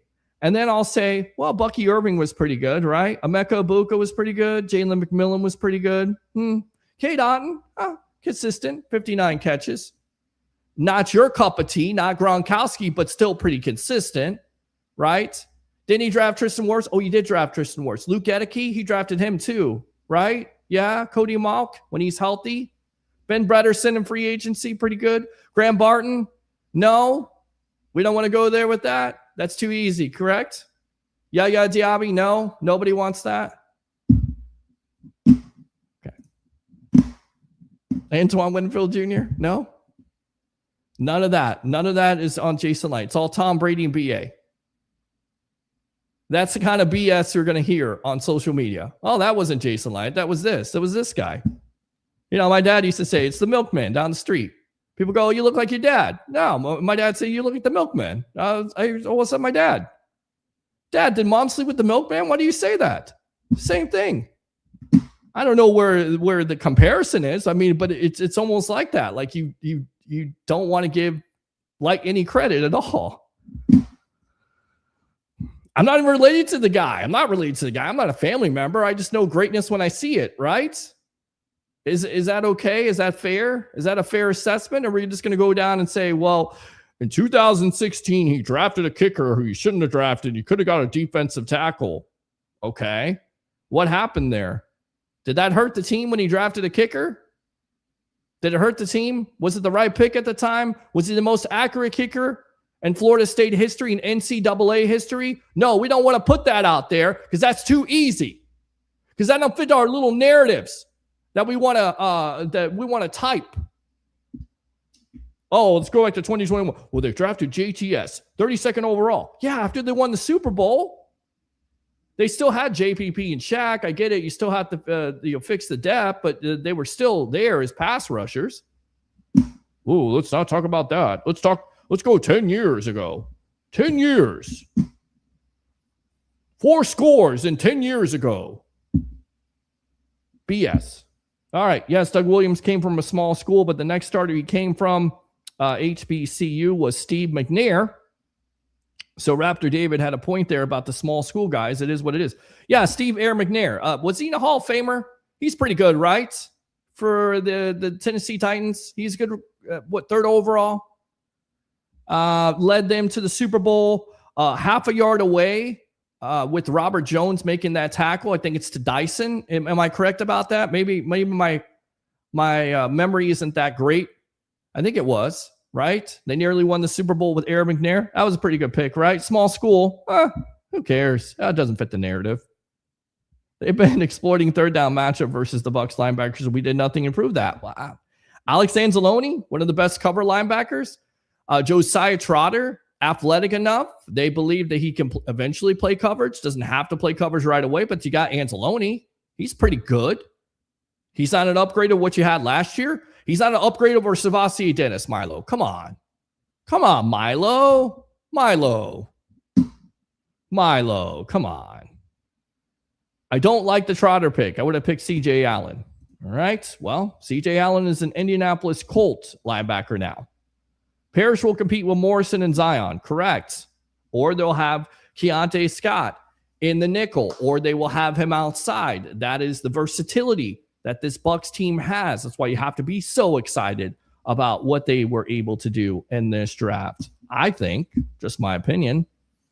Hey, Peter and Go Bucs. Yes, the Bolts lost, flat out sucked. Yeah, it absolutely sucked. That's good enough to suck right there. And the Magic clearly showed that they needed the change. Also, Hurst might low-key shock us. Kid has talent, clearly. You want to know what Steve Smith had to say, and this is in care of our friends there at Pewter Report. And by the way, talk about technology. I'm trying to print this stuff out, and the printer doesn't work. Thanks a lot, printer, for not working. That's good enough to suck right there. Once again, it may be the user that made it happen, yours truly, but it was not printing. So this is what he had to say. He said, the kid is remarkable, man. And again, this is from our friends there at Pewter Report, talking about Hurst. Watching his film is exceptional. This kid, to a degree, came out of nowhere, but he was able to solidify himself at the Senior Bowl. Again, 4.42, 40-yard time, physical traits, everything. He says this kid is remarkable, man. This is Smith Sr., who killed the Bucs for so many years. Do we have to be reminded of that? He high points the football, long strider, goes up, gets the football, uses his hands. They moved him around a lot. The question was, what was he going to run in his 40? He runs a 4.42. Releases are crazy. I really love his releases and hand swipe. He's a swimmer. I love how he swims, does a really good job of getting off press coverage. He's a big guy, can go up and get it, fights through contact. Excellent route runner, in my opinion. By the way, that's a receiver that played in the league. for a long time, not just for the Carolina Panthers, but for the Baltimore Ravens. But he doesn't know what he's talking about either. I forgot. Let's see. Out wide 83% the past season in his career. In the slot, only 16% of the time for the year. A lot of his passes, a lot of attention was directed towards him. Total targets, 124 for the year, 71 receptions. Just really impressed with him. Only 21% of his routes were deep. 21%. So the guy's a route runner. He can run routes. It's not just, 9 route and go. He's not Deshaun Jackson 9 route when he came into the league. He's got more of a route tree. That's a good thing. Remember, we talked to the tight end about this. What's the toughest transition for a tight end to learn? The route tree, routes. He knows how to run routes. Maybe that's the reason why the Bucs picked him over the other receiver. I don't know. There it is. Maybe. Possible. I don't know. Do some more research on this. Stats don't always tell the whole story. Just saying. 29% intermediate, 41 short. Then behind the line of scrimmage, 8%. Overall, I see a lot of good things from him. I don't think he gets enough credit because the type of competition he's played against, some people are just checking the box off. I just love what he brings to the table. I think he's going to shock some people when he gets into a good organization and they keep refining exactly all the things that he brings to the table as of now. By the way, Bucs have a new wide receiver coach. He's pretty good too, right? McClendon, he's been able to develop some wide receivers in his time. I don't know. It seems like they got a plan here. It seems like maybe they know what they're doing. I don't know. We'll see. Stranger things have happened before. Yes, I used the Stranger Things. Hopefully you like that show. It's over now. The point is, we are already stacked at wide receiver room. We need a good quality starter. Guard way more than we need another wide receiver. Well, they didn't have size in that wide receiving room. And then on top of it, they had major injuries to the wide receiving room. So you can always have depth and you get an opportunity to get possibly a first-round talent, draft him in the 3rd round. Why wouldn't you do that? Again, things that kind of make sense. I mean, it's some of it's common sense. Some of it's just, I know, and I'm going to get out to you in a moment because I'm going to praise you for the super chat. I really appreciate that. We need way more outside corners than another nickel. When Parrish, Ty Key, and J.J. Roberts can play the position, J.J. Roberts could be coming off of injury there. We need way more middle linebacker that can cover, middle linebacker that can only shoot gaps. Realtor David Zuzman again. We need a way more defensive lineman that could sub Kancey as a pass rusher than another DT run stuffer. Well, again, the stats are kind of misleading because, as Mike Bill said at the Buccaneer press conference, he believes that that Capehart is a little bit more than what they got there in the 5th round. They think he is a specimen, 4'8". The stats don't tell the whole story because they weren't asking him to play the scheme, get upfield, and be able to do some of the things that the Bucs may want him to do. And they feel like they found a diamond in the rough with that pick. So he's not going to be your starter, but he may be a rotational piece that eventually may develop into, here it is. You ready? Here's what they mentioned during the press conference. William Golston, right? Nothing flashy, kids, but damn, what a hell of a starter he was, huh? On the run, on the pass, how he developed as a pass rusher at first. A lot of you thought he was a bust because he didn't get after the quarterback. He developed his game. Again, some of you guys want him to just develop overnight. Players don't do that. They don't always develop the same way. Some guys develop faster than others. Maybe this kid comes in and makes a big time impact. Maybe he doesn't. Maybe he is just a run stuffer at this point, and he develops those pass rushing skills to help this Bucs defense out. Again, I don't know. It's possible. Watching the best sports talk show in the Tampa Bay area, the Sports Web. Great picks. Let's go, Bucs. Yes, it is great picks. I don't know. She says great picks. So she has confidence. Check is in the mail, by the way, Mom. I love you, as always. We were better off drafting Michael Morris on the 6th round and Rashawn Benny on the 7th instead of the project tight end that was projected to go undrafted. You go, Peter. Ha, ha, ha. Yeah. Oh, yeah. I'm having one of those nights. I told you, although I had a good day at work. I'm just saying, when I have a bad day at work, you guys are in trouble. I had a good day at work. I had over 60 today. Let's go out to Shadow here, Mr. South Dakota himself. Welcome back to the Evolution. What's up? Shadow? Hey. Shadow, are you there? I am here. Shadow, do you know what show you're on right now? Excuse me? Do you know what show you're on right now? You know you're on the sports web, right? Shadow? I cannot hear you. You cannot hear me at this point. I don't know what's going on tonight. What is going on tonight here? Hold on. Is this Ray? No, it's not Ray. It's Pete. What's going on? Welcome to the Evolution. Well, you're not on the phone. There it is. Okay. Oh, okay. Go ahead, buddy. I am. Are you there? Yeah, the Bucs. Okay. On Facebook. Yes, you're on. What's going on, boss? Yeah, Sports Web on Facebook. Yes, you're on the sports web right now. Yes. What's on your mind tonight?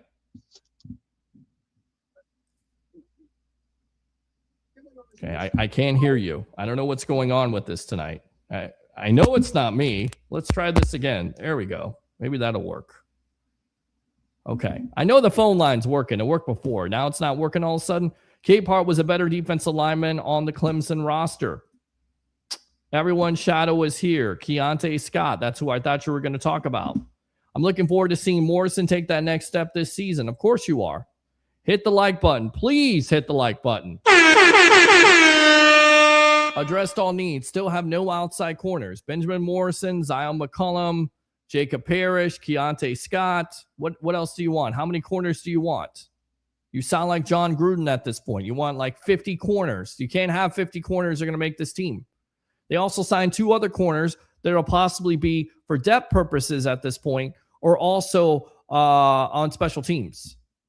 But you didn't count them. Let's see. So, yeah, I tied in. Okay, let's see here. Addressed all needs. Still have no outside corners. We don't have another middle linebacker that can cover. We don't have one more starter level interior offensive lineman. We don't have a starting level tight end besides Otten. King Cook, 1485. What about left guard? Let's see. We added a wide receiver, but we are still worse than we were last year because we lost Evans. We definitely got better at edge by adding Bain Jr., but we could have added 2 quality edges. If pick Sutton. So we got better at edge by adding Bain Jr., but we could have added 2 quality edges if you pick Sutton. Well, again, you go with an edge, you have David Walker, right? So they're going to go with David Walker. All right, let's try this again. Shadow, are you there? Okay, I'm here. Okay, that's great. Stop listening to what I was trying to say is you were listening to the phone in the background. Just talk to me here. Are you there? I'm talking, yeah. Okay, what's on your mind tonight, boss? Okay. Well, I wanted to say about Alex, your last phone call, okay? Yeah. That Jamel Dean is not as good as Keontae Scott. Now, I think it remains to be seen, but Jamel Dean wasn't able to stay on the field at this point. So that's the reason why he's not in the Buck uniform anymore. Plus, he was inconsistent. Remains to be seen about Scott, but I love Keontae Scott. I think he has an opportunity to either play safety or also go to the outside or go to the inside at this point. He's highly versatile. What do you say? I say he's like the little honey badger. I like that comparison a lot. I like it a lot. That's a good comparison. I like it. I mean, he's bigger than him, but right. Okay. What else? I just wanted to say to Alex that Jamel Dean didn't do shit compared to what he's going to do. My language. That's all right, Ted. It's okay. It is later on. Just I know you were going to be happy about Keontae Scott at this point. So good for you, man. You were absolutely all over that. I'll give you credit for that. You were all over it.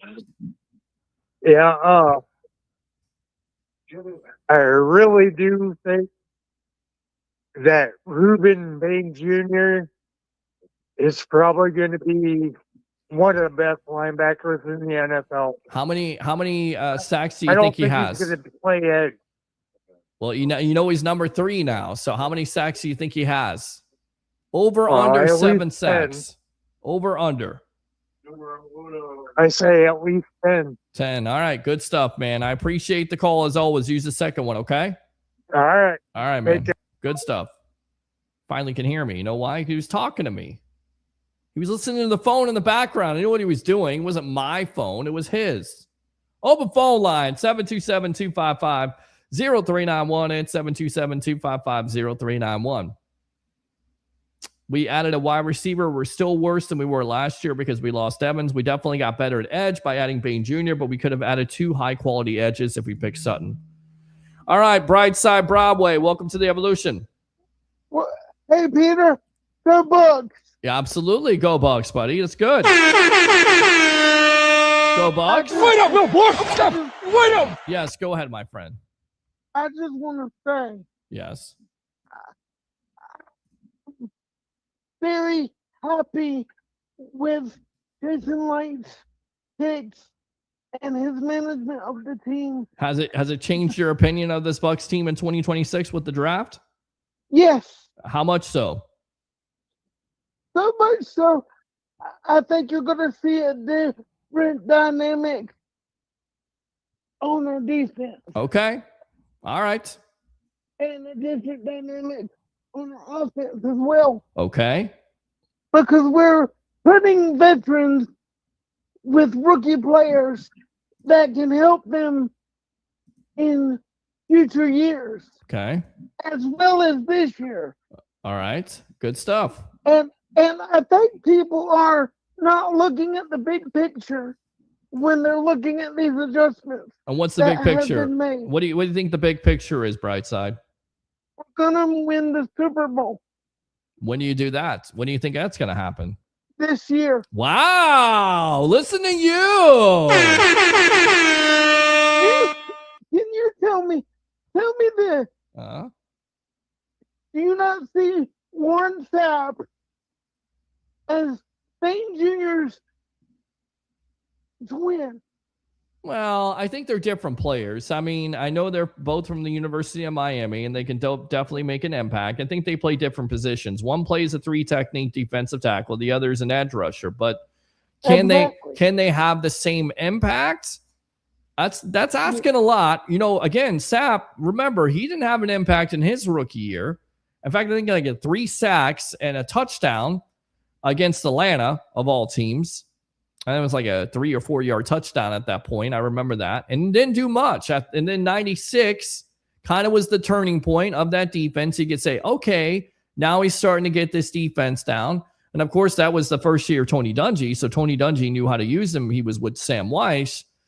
And then, of course, 97 was his real breakout year. Remember that first game where he injured Young and Rice and took over and just became a dominating factor for that defense. He learned from the previous players and he developed over the years.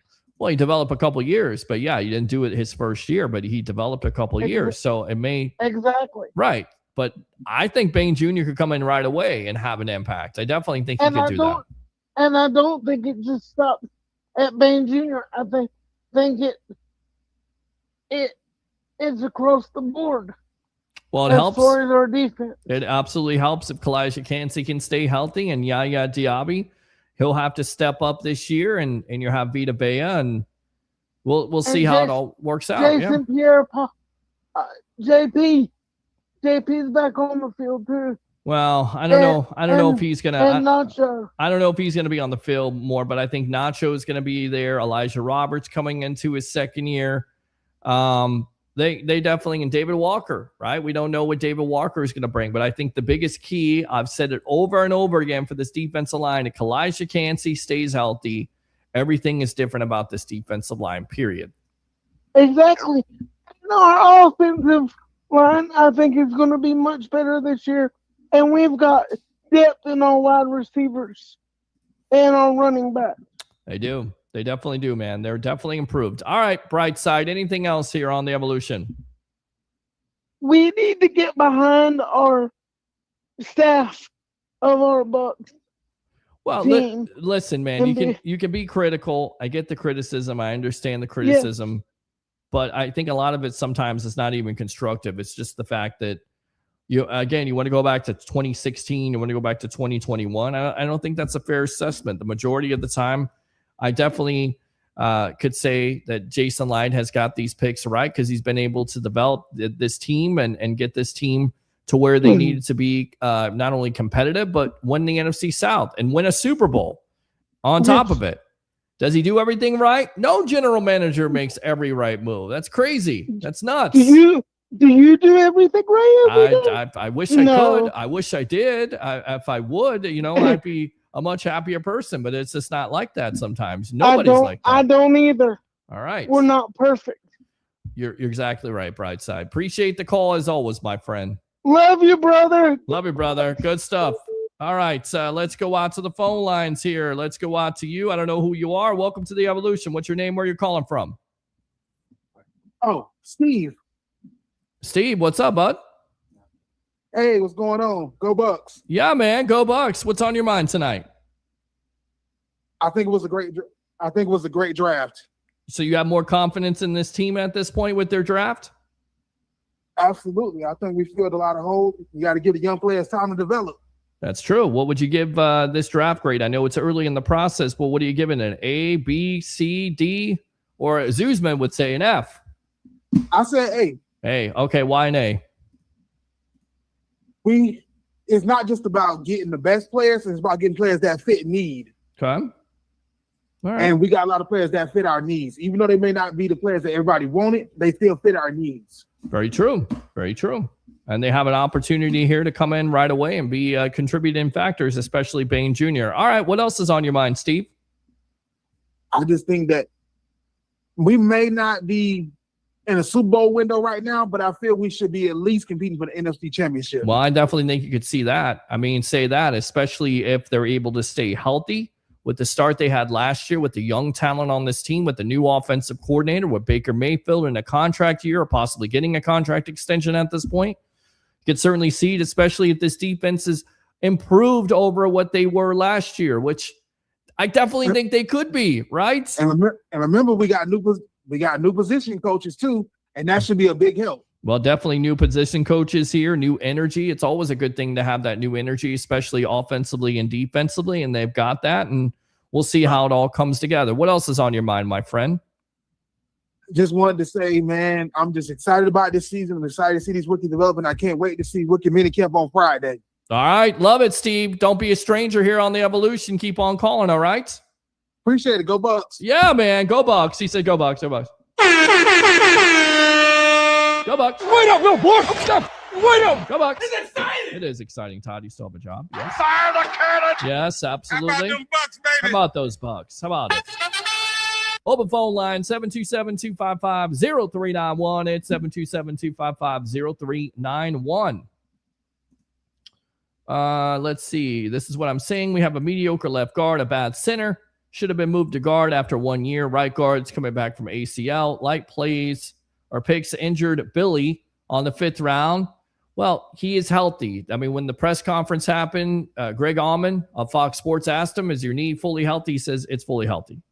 So I'm gonna think that the Bucs medicals, they know what's going on at this point. Brightside Broadway says, hey to you. Yeah. King Cook, facts, David. We definitely needed to address that left guard spot. Again, I'll give him credit. He gives me a super chat there of $19.99. Appreciate it. I appreciate you, Peter. Just so on record, we could have drafted Bain Jr., Hill Jr. at middle linebacker. Okay. Pragon, the guard, 4, Dennis Sutton, edge, 5, Sam Hetch, corner moving up, or that's not corner, a center, excuse me. Chandler Rivers, cornerback, Micah Morris, guard, and 7th, Rashawn Benny, defensive tackle. 7th round, defensive tackle. All right, but thank you very much for the super chat. Appreciate you as always. I'm a Chicago Bulls fan, and the last head coach you all want is Billy Donovan. 6 years of mediocre to below average basketball and drafting. Laugh out loud.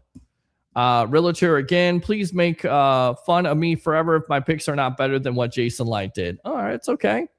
It's kind of difficult for Cooch to do anything when everyone is running at him and trying to injure him. Yes, when you shut down, somebody else has to step up. Hagel stepped up. Who else stepped up? Nobody else stepped up. Like original Bad Boys had a shirt.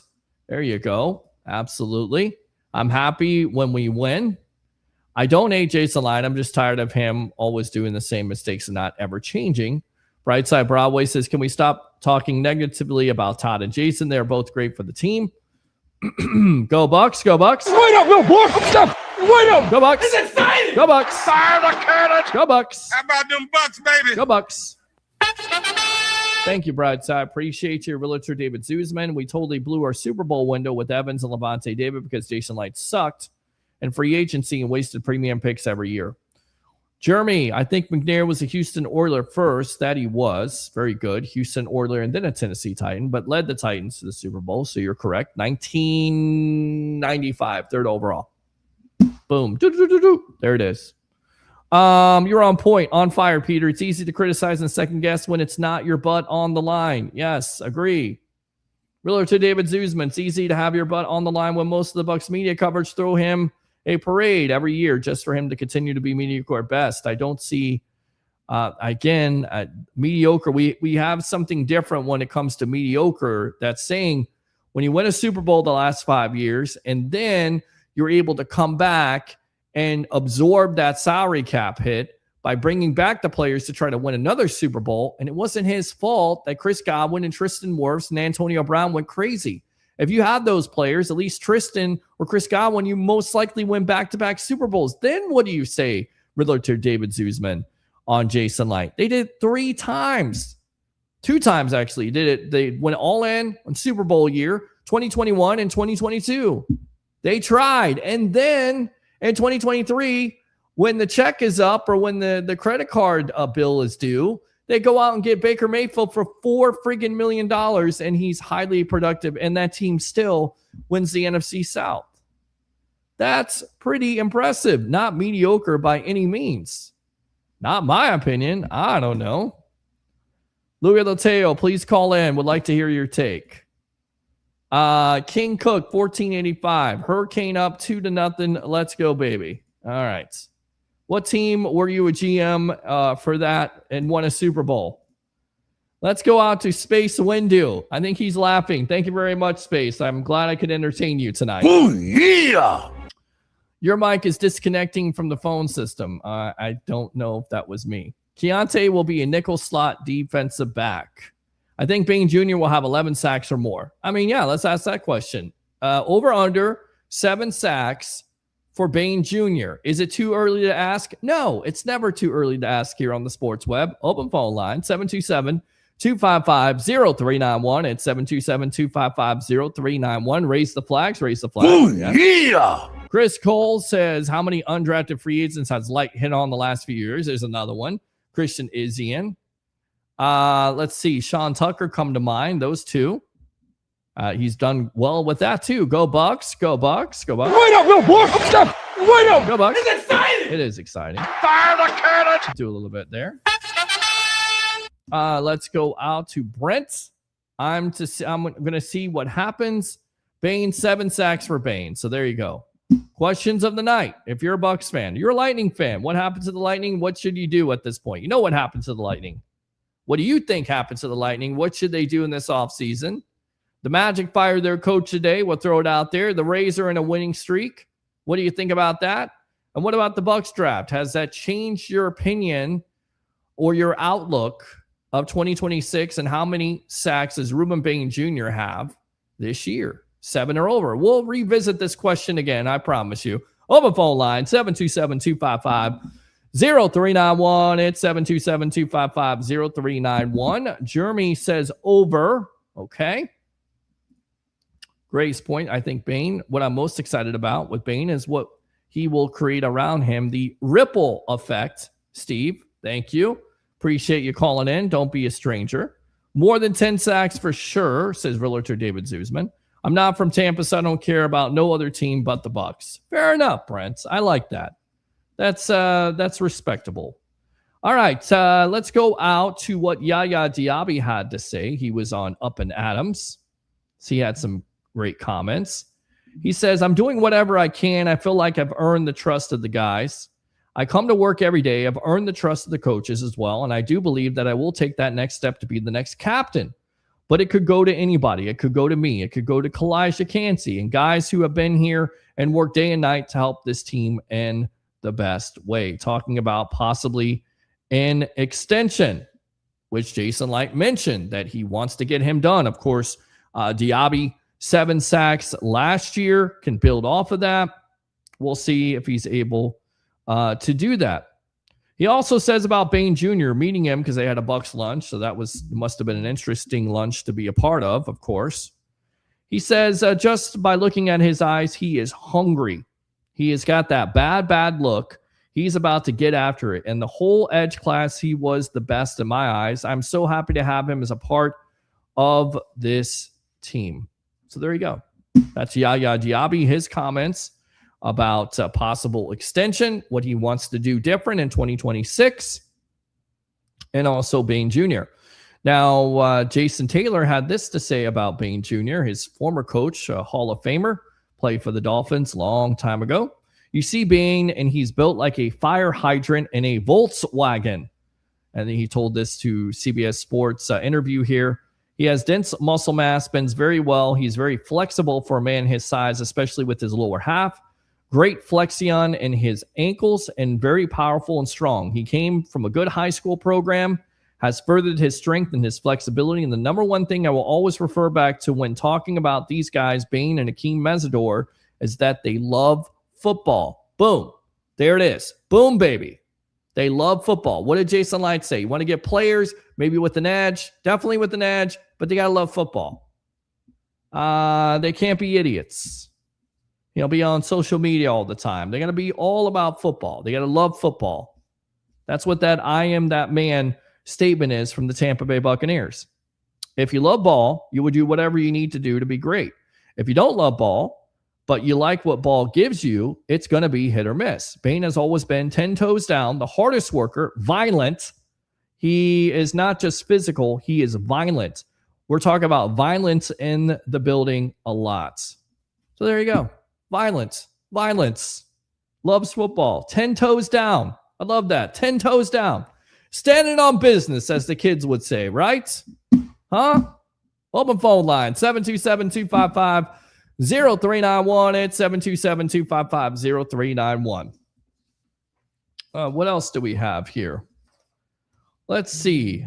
Oh, let's go out to the phone lines here. Let's go out to this guy. Damn it, Jim, what the hell is the matter with you? Let's go out to Jim from OHIO. Welcome to the Evolution, my friend. What's on your mind tonight? Peter Blake. Yes, sir. Can you hear me? Yeah, I can hear you. Can you hear me? I can hear you just fine. Yes. All right. Yeah, I was just checking, man. Realtor David Zulan, man, he wasn't 10 toes down, man. He's not 10 toes down, but he did do the $19.99 super chat, so we appreciate that, even though I don't necessarily agree with anything that he said tonight about but he Jason kept going Light. back and forth. He said, I like how he did, but he said he didn't like but the one pick. Yeah. And then he tried to say that he needed to get some defensive backs.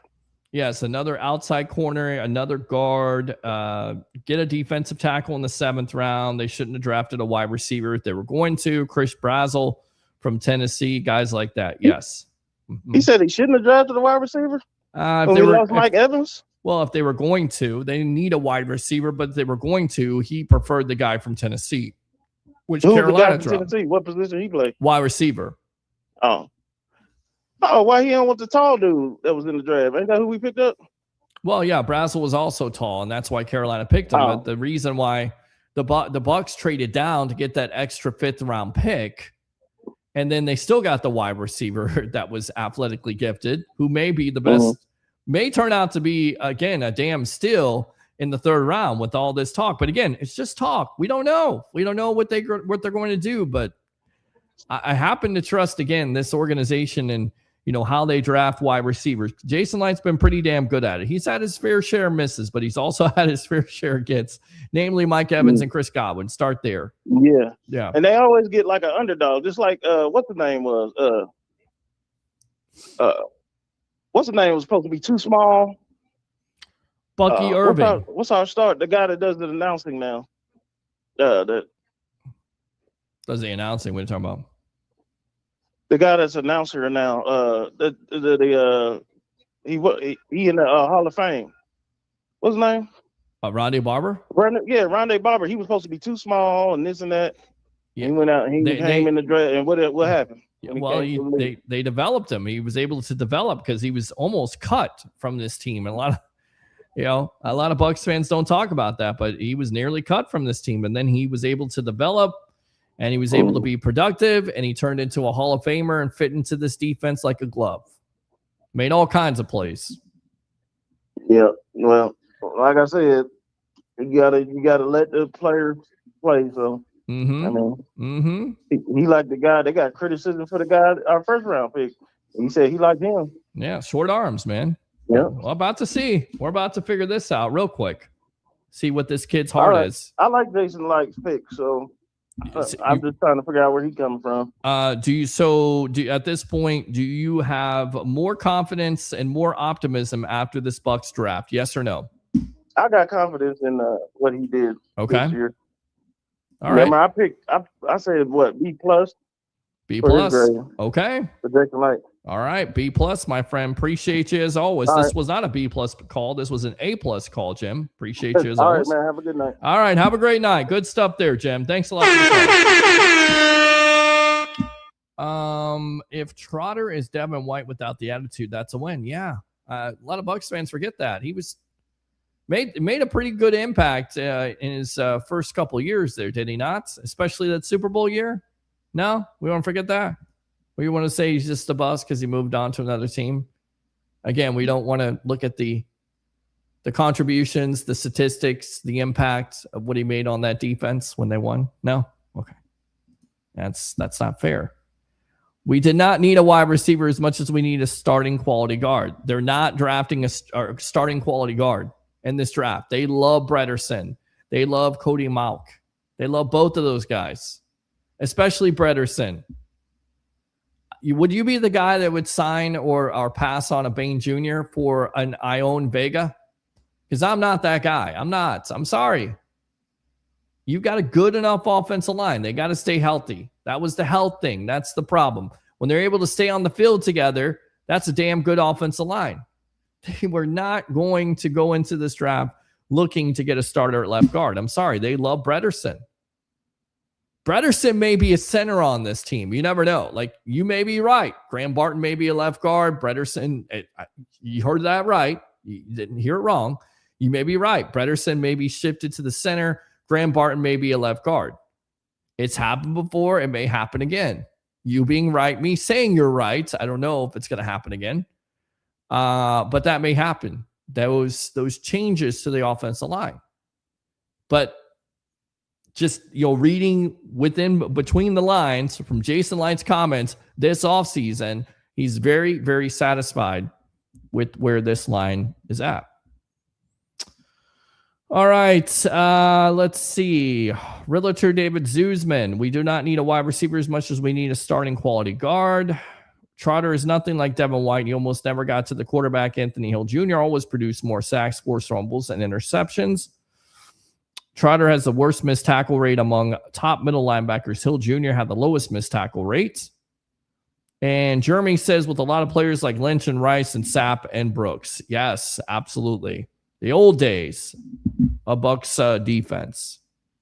We still need an extra guard in case Mauch is not fully recovered. They got that. Dan Feeney is one of those players. I know he's a backup, and they also drafted the kid. I'm just going to see Billy from Notre Dame. Shrout. I believe it's Shrout. That's his name. Or is it? It's Shrout. Yeah, I think that's his name. Yeah, I think so. All right, so we'll go with that. Pro Football Focus had this to say about the Buccaneers and what they did in the draft. Only 2 teams earned elite grades, the Buccaneers and who? The Chicago Bears. I know Harry the Greek would be happy about that because he loves Pro Football Focus. In fact, I'm going to send him this article tonight, probably tomorrow because he's sleeping. It's past his bedtime. The Buccaneers stayed at their original draft slot and were able to pick up a player at a position of need in a premium position who led all FBS edge rushers in total pressures and Pro Football Focus wins above average. Bain was likely still available because of his limited length, but his tape, including against high-level opponents on big stages, indicates he should have come off the board earlier, says Pro Football Focus draft analyst Ben Lindsay. So there you go. Let's see. One more comment. David, what tape were you watching? We'll wrap it up there, guys. Thanks a lot to Matt Stewart for coming on here on the Evolution of Sports Talk Television, giving us some insight on Ted Hurst. We'll see how that all plays out. We'll be back on Wednesday night here on the Evolution of Sports Talk Television, the Sports Web. Of course, a happy hump day edition unless something happens. Remember, like and subscribe to the Sports Web on YouTube. Friend me on Facebook at Peter H. Blake. Facebook stars are open. YouTube super chats all across these media platforms, social media platforms, whether it's Facebook, YouTube, X, Instagram Live, TikTok. It's all there for you. LinkedIn Live, I'll try to be professional, but most likely I'm going to fail because I'm going to be what I'm always going to be here, the Rolex reporter. Again, thanks a lot for tuning in. You guys really do make the show. Thanks a lot for the super chat, Realtor David Zuzman. And we'll see you on Wednesday night. 3 things. We'll wrap it up. The roommates are in the house, so we'll keep it down. Bring your passion. Bring your excitement. Just don't bring any nonsense. I'm your host, Peter Blake, your Rolex reporter. What time is it? It's my time. And, of course, for fans of the Sports Web and the Tampa Bay sports fan, especially you Go Bucs fans, it's your time. We'll see you next time here on the Evolution of Sports Talk Television. As we always say on this show, Go Bucs.